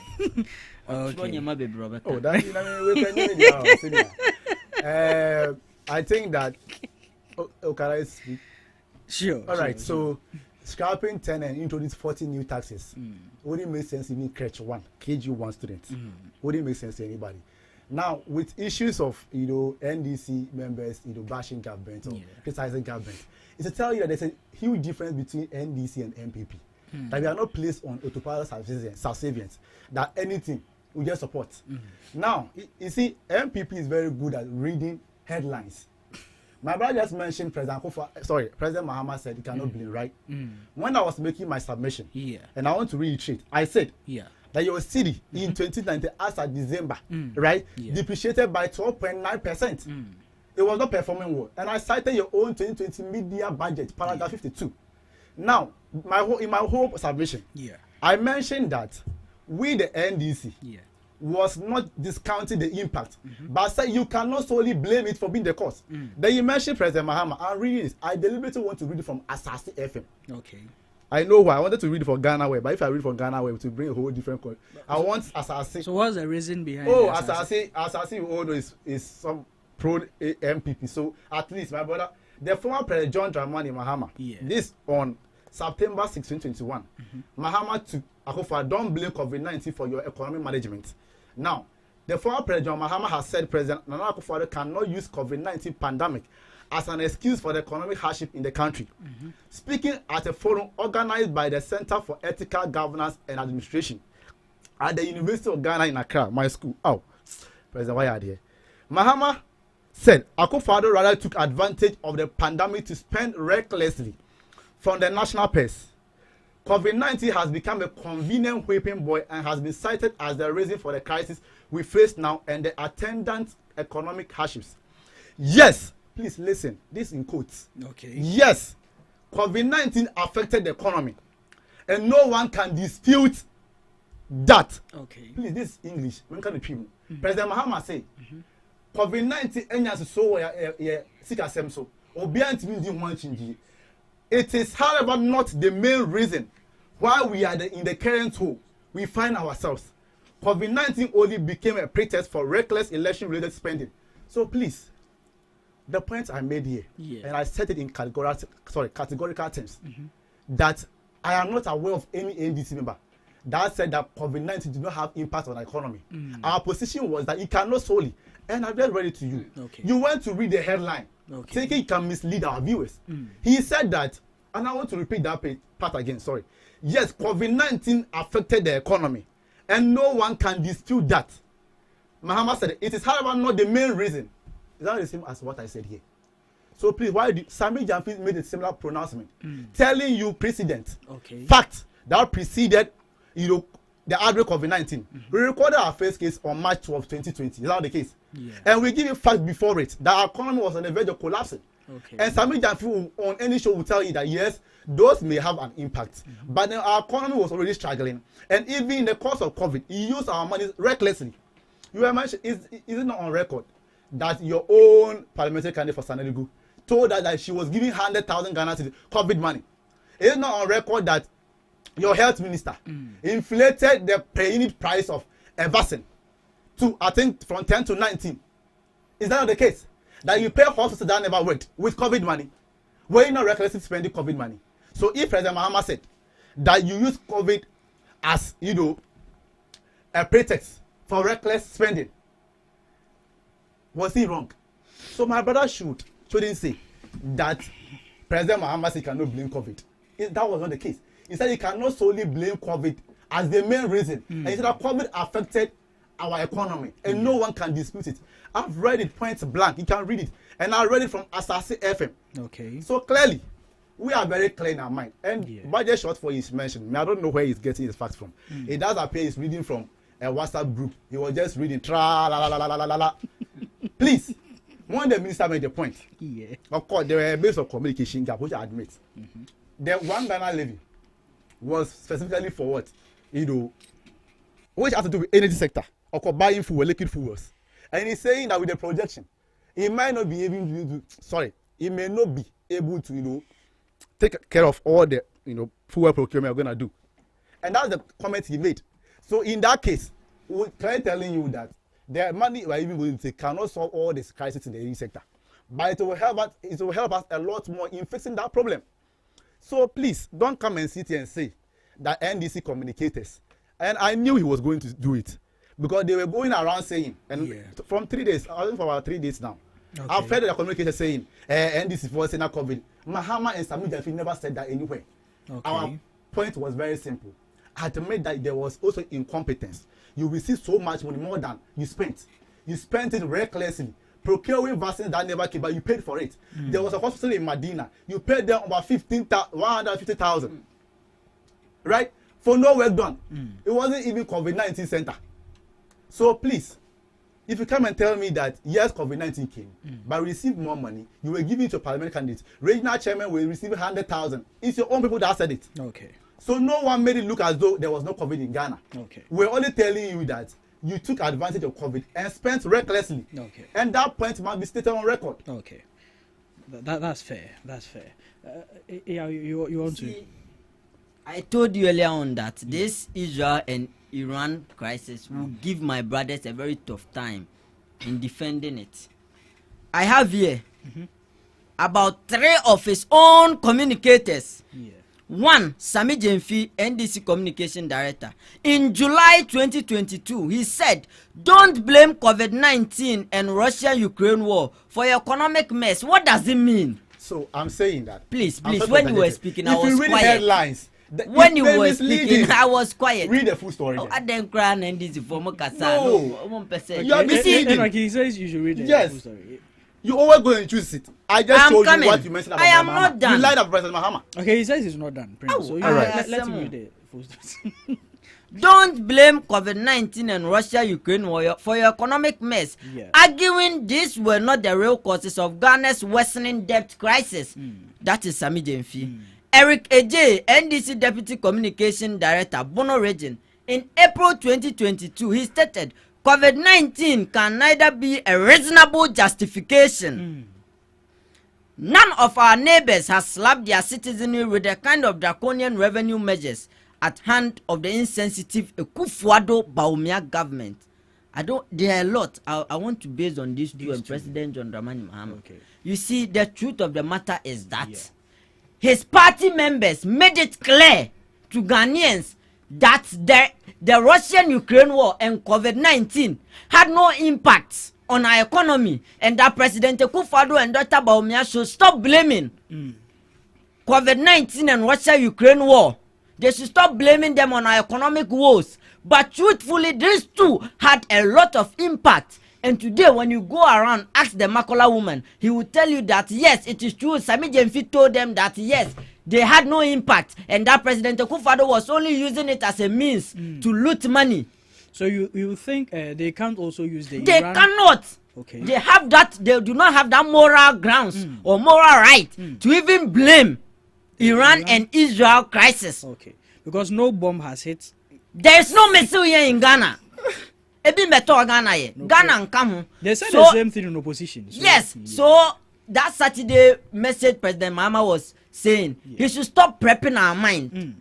You see, he could have bluntly told us that is communication for you. Okay. If they had not made mention of Russia-Ukraine war in opposition, that it had no impact, he would have told us that, family, there's a crisis approaching us. Israel and Iran, there's a conflict over there, and it is going to have impacts on our economy because we largely depend on imported fuel or this product, petroleum products from them. So it is going to affect us because when the prices surge on the world market, it will have impact here. But you see, because of what they said in opposition, he couldn't, and he used an economic communication skill to tell us that energy minister and finance minister, please, there is a crisis coming. Make sure that you assess the impact. He could have openly told us that, no, my friends, there is a crisis approaching us. We've done A, B, C, D. We've been able to reduce your fuel for you and that. But there's a crisis approaching us. So my energy minister and they do that. But because of what they did in opposition, my brother here is telling me that what? They didn't blame Russia and Ukraine war on economic. That is a blatant lie. Okay. On fact, his president today, his communication director, his party communicators sat on podiums and told Ghanaians that, hey, COVID-19 and Russia-Ukraine war had no impact, and would tell them to their face. He cannot deny that.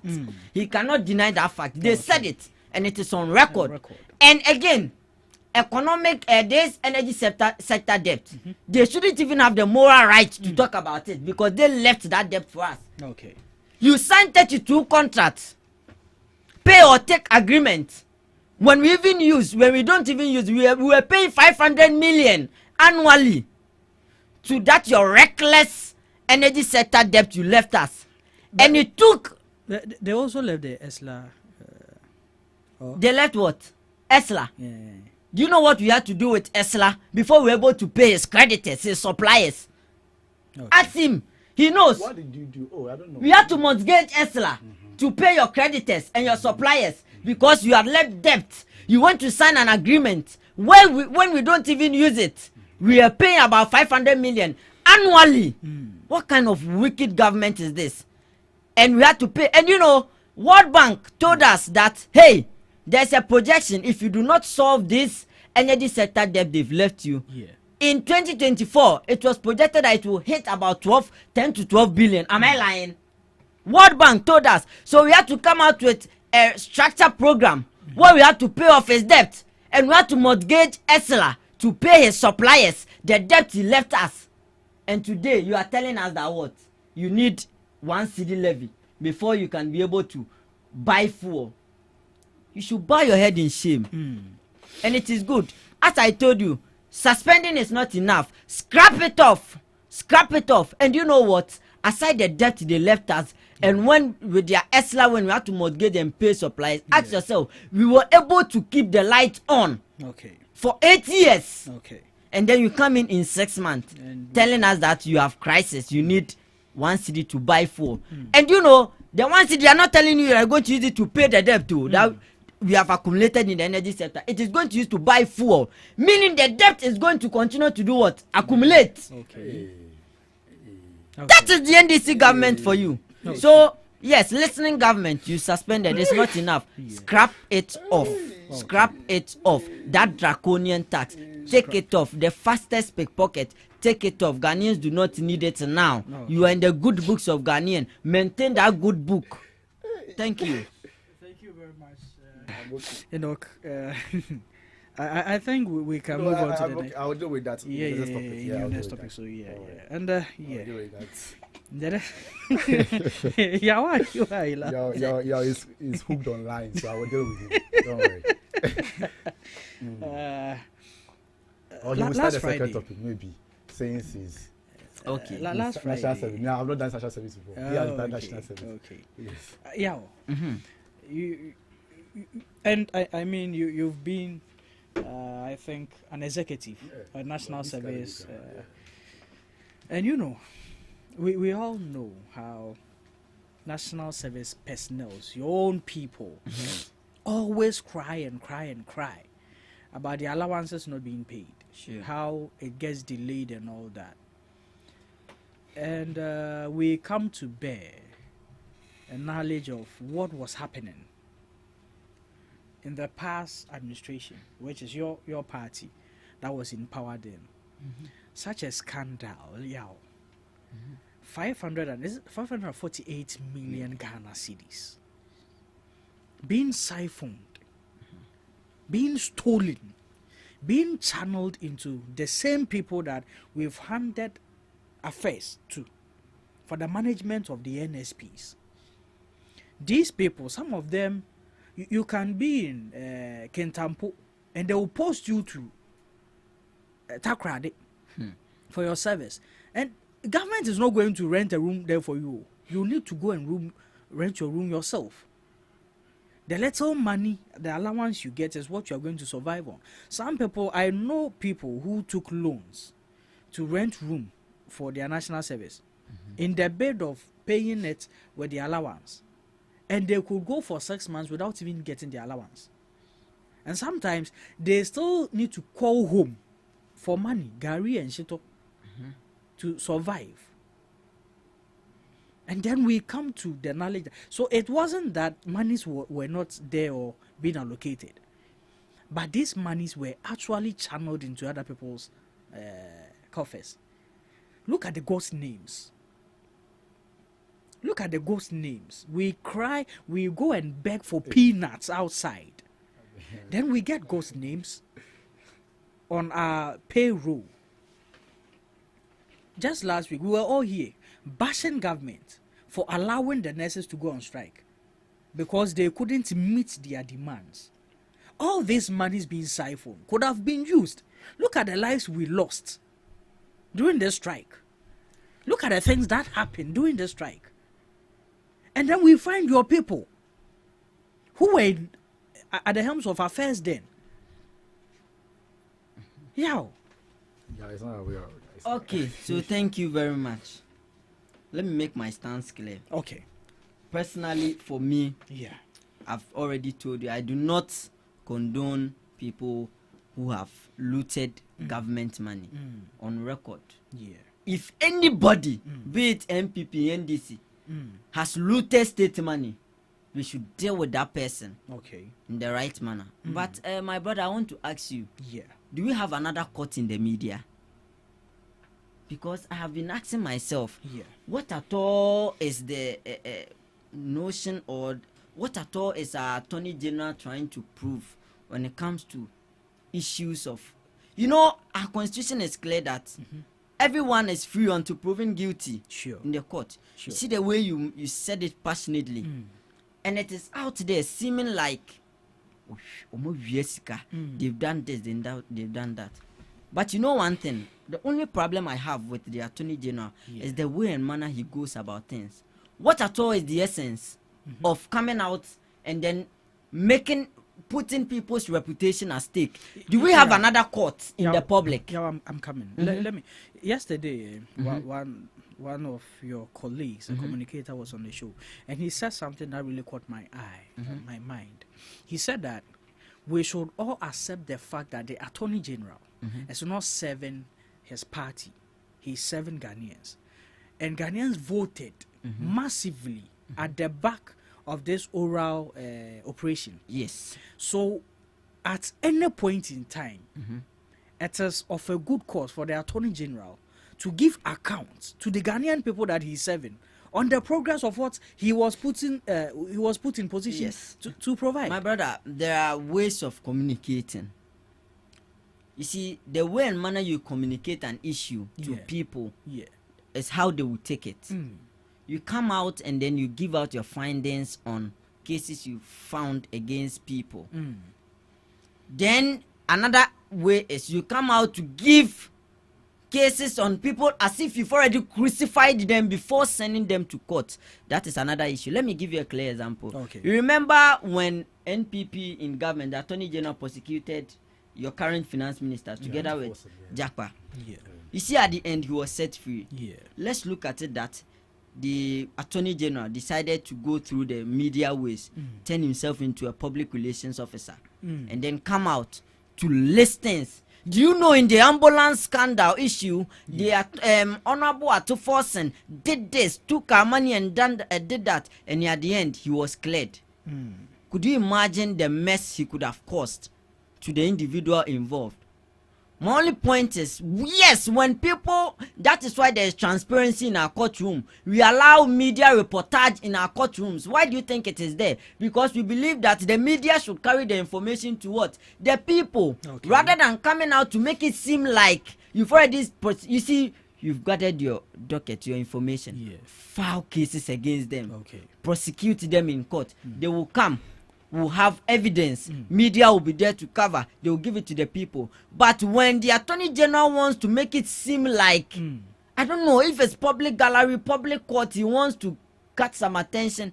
My point is, if at the end the person is cleared, haven't you destroyed his reputation? So rather, when you gather the fact, quickly, see, we want money. There's a shortfall in their budget. Okay. They need money.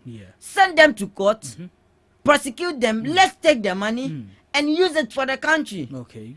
I don't think any MPP person will say somewhere and say that one hour can okay. Not forgetting in 2014 there was an NSS scandal again under their government, 86 million. So have you asked yourself, what is the problem? NDC came in 2014, there was an NSS scandal, this same ghost names. Some people, yeah, what, because I'm not cutting you short, but you see, when your party was in power, the vice president said that because of the introduction of Ghana cards, he has eradicated these ghost names fiasco from our system. So how come we still come back to this issue? That is why I always say one of the best things we had was Ghana card, because I was personally in national service. Yeah. So I was telling my friend that, so without this Ghana card, could we have accounted for the Kenya is you? And let's make it clear that this money we are talking about started from 2017 when we had not introduced this Ghana card right till the exit of this thing. If you are going to do your national service, we take the data from your schools directly. You do not apply. We take the names and your particulars from the school directly, and when you are coming to do your registration, you come with your Ghana card. I'm giving you the process. Without the Ghana card, it will be difficult for you to do your registration. And with all this, there is still a loophole. It should tell you that this has been a system there for long. That is the honest truth. And yet, it started this ghost name thing. And we should, as a country, be intentional. If it should only be about a government to come and then go after those who have looted, and we leave the you problem over there. Another people over there will also loot and go, and another government to come. Let's find the problem and resolve it. It is starting from the schools. Really? Yes. The NSS director last week at TV3 during a media engagement said that some of the schools, so now GTech is doing investigations. Yeah, it's true. They submitted names. It is serious. That warrants. It is starting from the schools. They add names that are not there. People are doing national service that are not human beings. And if you are not intentional about that, helping the government to save money, we will get people and we will take the money from them or we will arrest them, but the problem will continue to be there because party A did it. What did we do to them? We only did oral. We took the money from them and we left them. Party B will say, well, let me also take. But this time I will be more careful so that I won't be arrested. The government of the day through the youth ministry and national service. You know what? I believe the current director very well because he has been in the system for more than 15 years. He was a district director at Ghana East. So I trust he has all necessary equipment or tools to combat this. And he's a man of integrity. Yes, I trust that under his reign, this ghost name thing will come down. And again, I'll plead with the Attorney General. The public court is too much. The courtroom is there. That is why we have the courtroom. When we get them quickly, let's send them there. And let them come and answer. All right, let's see. I'm telling you, that is the honest truth. Maybe my brother won't be able to say. If NDC fails on Ora, they won't be able to win power. Okay. Most of the Ghanaians voted on that. And I have told you, I support that. Because I then I'll be real mind now. Look at the amount you are mentioning. So let's go after them. If truthfully, they've squandered government money, let's go through the process and stop this public gallery and gimmicks and theatrics and your friend is saying public relation works, media relation work. I don't know if the court, the media is now your courtroom. Let's stop that and then prosecute them quickly, and then we get our money. Thank you. Thank you very much, there, yo. Prince. Hey, yo. Anyway, I think this one day was a bit candid. At least he wanted to defend, but he cannot defend it, so it's normal.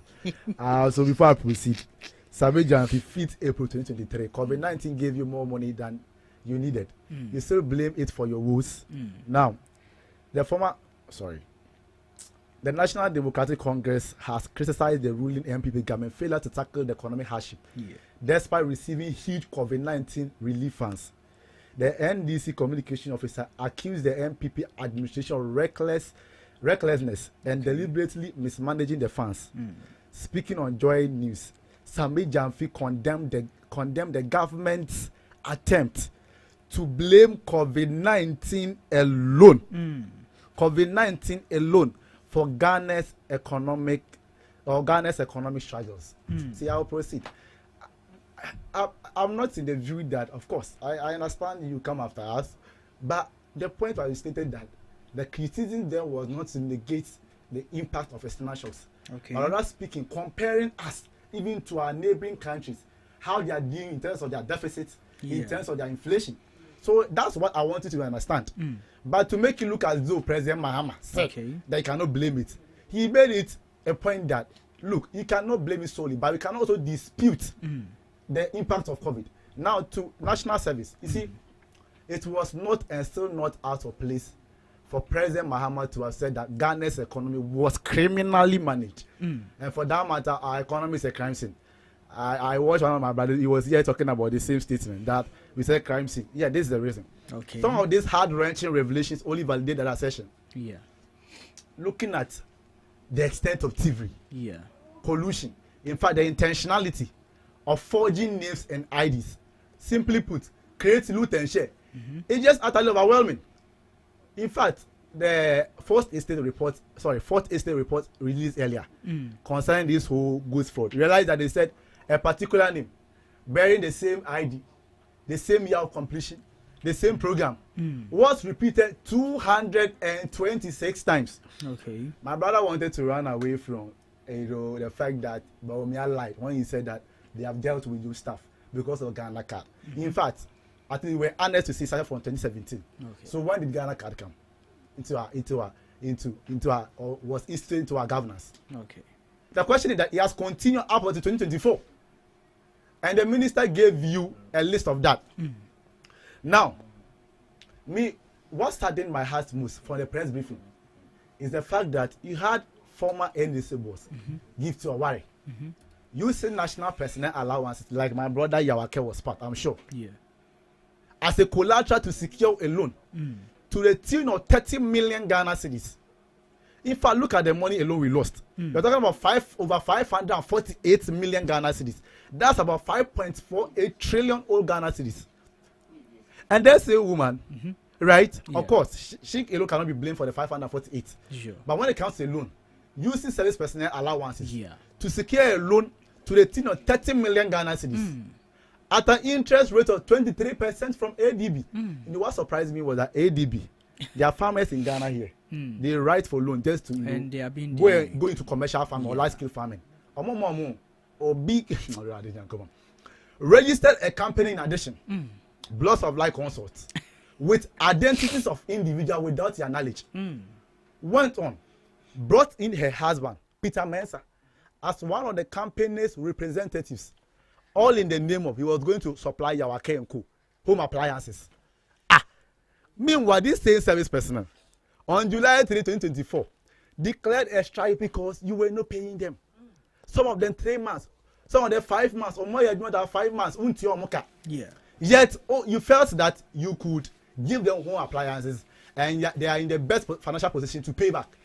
Who told you that? So clearly, there was gross mismanagement. Yeah. And the day of reckoning was surely to come. Okay. And it has come. Okay. President Mahama has done it before, and is going to do it again. Okay. I mean, same replicated once more. And I want to assure Ghanaians of President Mahama's unbending commitment to recovering all the loot.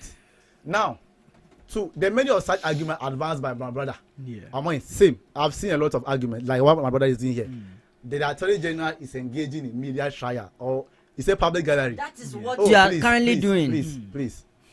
You see, trial by media. That is what I wanted us to avoid. You see how he has said it? You haven't sent the person to court, but my brother here has made it look like everything. The person is guilty, but the constitution is very clear. When I'm talking, sorry, when you were talking, that is what I wanted us to avoid. You said that they are saying that Attorney General is engaging in media trial. Yeah. In fact, I strongly oppose that opinion. Okay. I mean, in any case, be that as it may, as you're trying to say. Yeah. I am not in the know of any existing law or specific standards of practice that preclude an attorney, more correctly, a state attorney, from communicating information as captured in an investigative report. If there's any, my brother Yauke can mention that. More so, there is a gross difference between communicating a report and pronouncing someone guilty. Okay. That your right to be presumed innocent until otherwise proven guilty does not preclude an investigative body from communicating a report. Okay. Tell me where in the briefing the Attorney General said that Madam Gift Owari is guilty of an offense committed.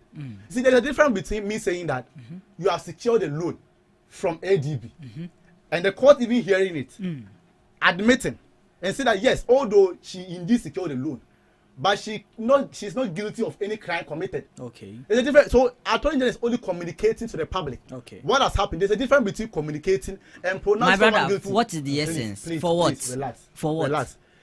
Mr. Mari was just, I wouldn't say schooling you, but was drawing your attention to something. The Attorney General, as I said here the last time, is not engaging in private business. He's prosecuting the people in the name of the state. Okay. He owes it a duty to the good people of Ghana. Yeah.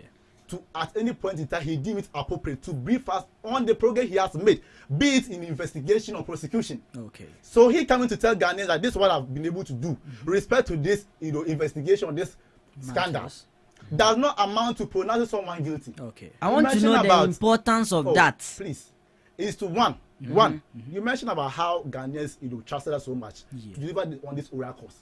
Now, if you are prosecuting people in silence, as some people can be like, oh, I'm gonna buy a cry and it's only few people that get to know that some issues are in court. Okay. Unless you follow the media carefully. Yeah.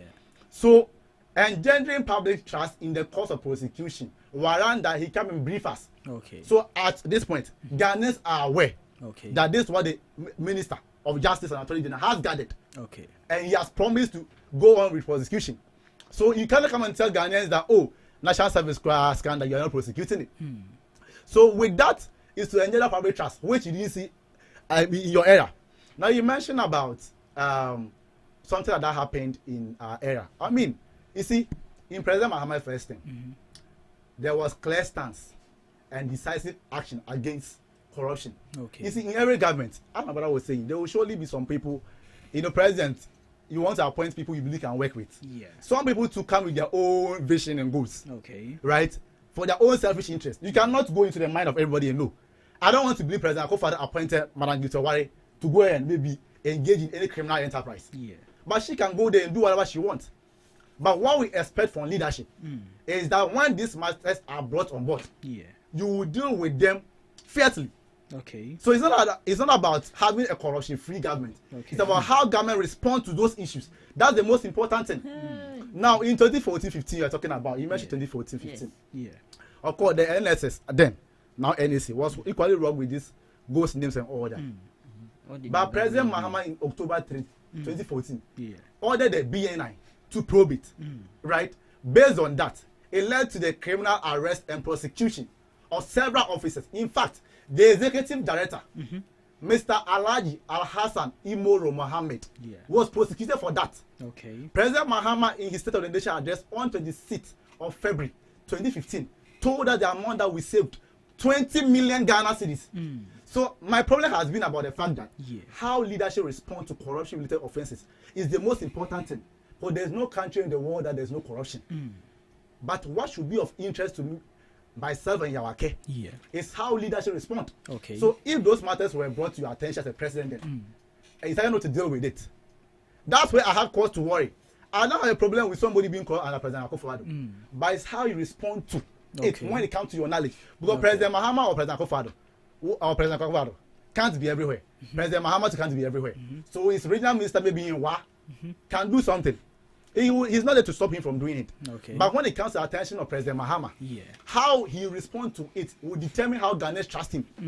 It's not about how he prevents it. Of course, he can put somebody to prevent it. But human beings cannot prevent them from engaging in criminal enterprise. But how you punish them for that. So everybody will face the full wrath of the law for their own misconduct. Be it under the past administration or under this administration. And Ghanaians should once again be rest assured that the current Attorney General is preparing docket of concrete evidence. You see, if we think that the press briefing, and it will be a behana. Attorney General won't be a behana and negative to why. Do you know what it means for Attorney General to come out and do a press briefing? Raising hopes.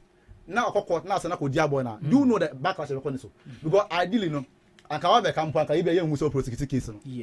And on him, that is what I want you to avoid. Yes, relax. So the Attorney General too knows what he's doing. On himself, are they way. May the court now man to man could demand assembly. Now they are they could done say me na make answer give to what I say. Me to say I don't know where any to be the court. Now a court Dania I think they be Ghana ha. So Attorney General but I didn't know what no.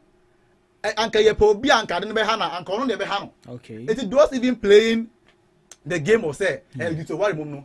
I beg to differ because Attorney General will so court. Now so no be here press conference e kan no. Say anko ba mu sa no mom na so no one so can say you to worry. Because one never share Ghana for GD say manya bibi say ya me GD say solid evidence and make to matter as secure prosecution. So please allow the Attorney General to do his job. He has not pronounced anyone guilty. It's the issue of grammar. Speaking to fact as captured in an investigative report. That is not tantamount to pronounce someone guilty. And your right of sir innocent once proven guilty. No. Everybody knows it. And to conventional court, I can say, okay, Osi Nebakon was secured 30 million Ghana. No, now I was secured on Beijing. I can say, okay, what did Bonnie Koda affairs say? Now, about the prison, the overarching goal of ORA is not sending people to jail. I want to say this to avoid, quote unquote, a certain possible disappointment. The overarching goal of ORA is not going to jail, it's recovering loot.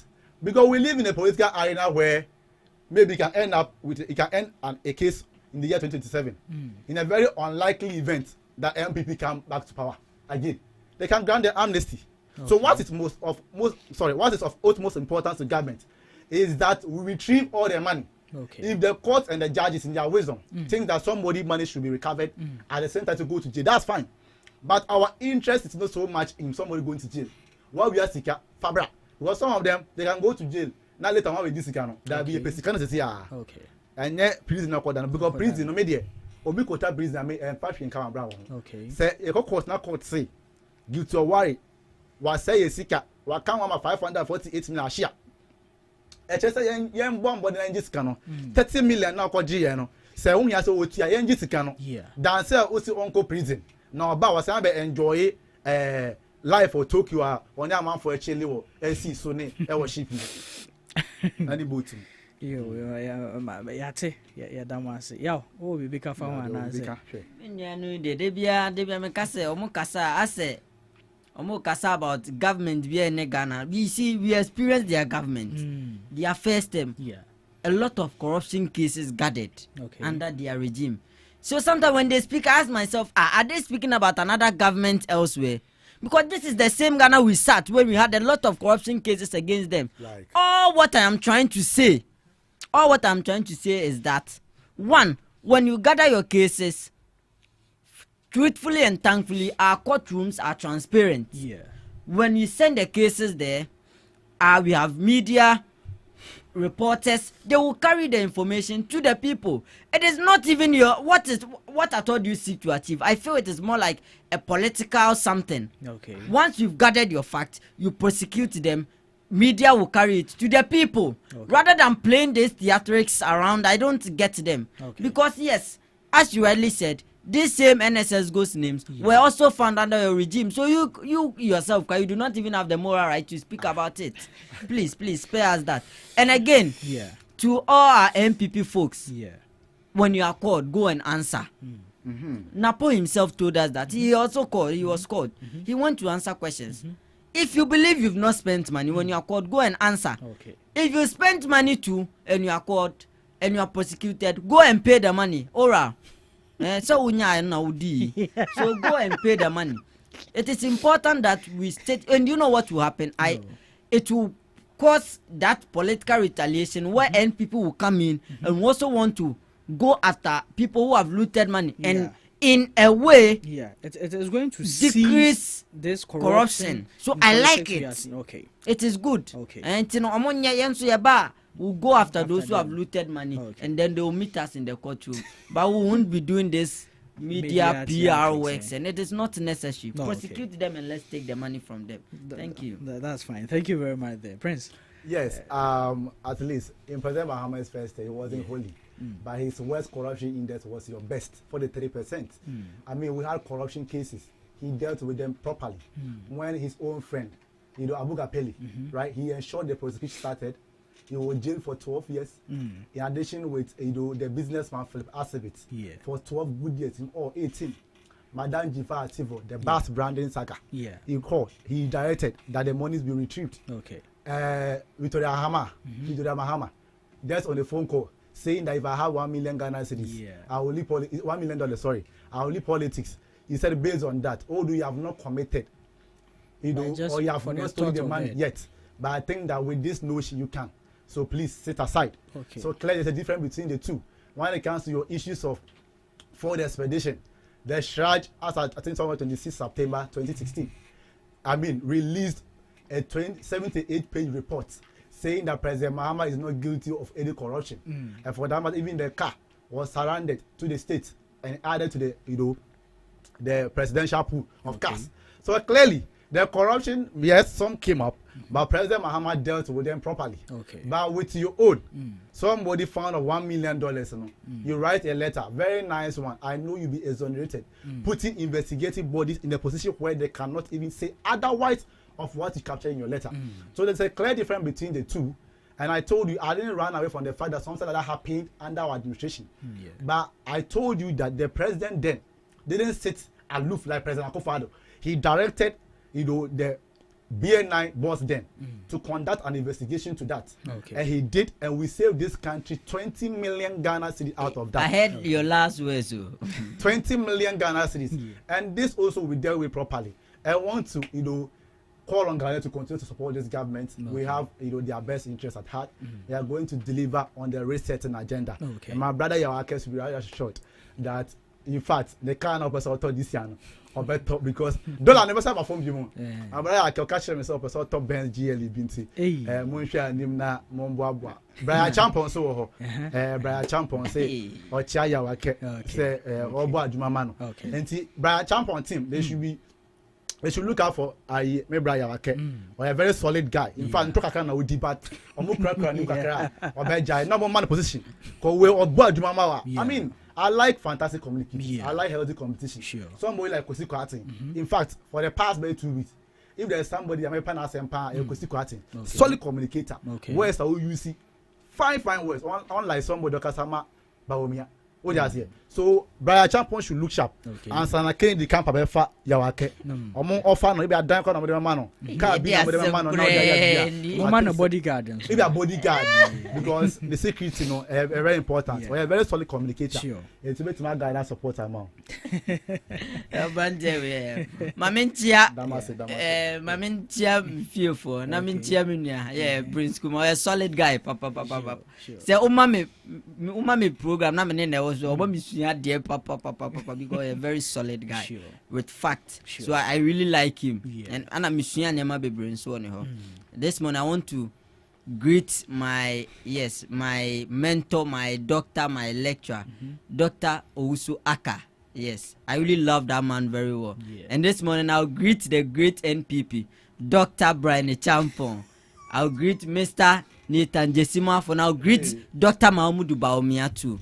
Yes, I'll greet Dr. Mahmoud Baumia. He's a very solid man. Yes. Let's put all jokes aside. Very solid man. Okay. Yes, and I'll greet Dr. Honorable Kennedy Japan too. Yes, they are all solid people. Okay. What we are praying for is unity. Okay. We are praying for unity, and come 2028, we believe we gain power. And to my family, I love you all, my friends. I'm a list. So thank you all. I love you all, my family and everyone. Celebrities friend, yes, he's a solid friend too. Thank you very much. Mr. Michelle, Lawyer Beatrice Anna, fantastic woman, and also Dr. Samiaye, Julius Kwame Anthony, Harrison Kojuaba, and Raymond Tamaklu, fantastic guy. Today, this morning, if you watch, Media Journal TV, you realize that Julius Kwame Anthony, very fantastic guy. Okay. Solid.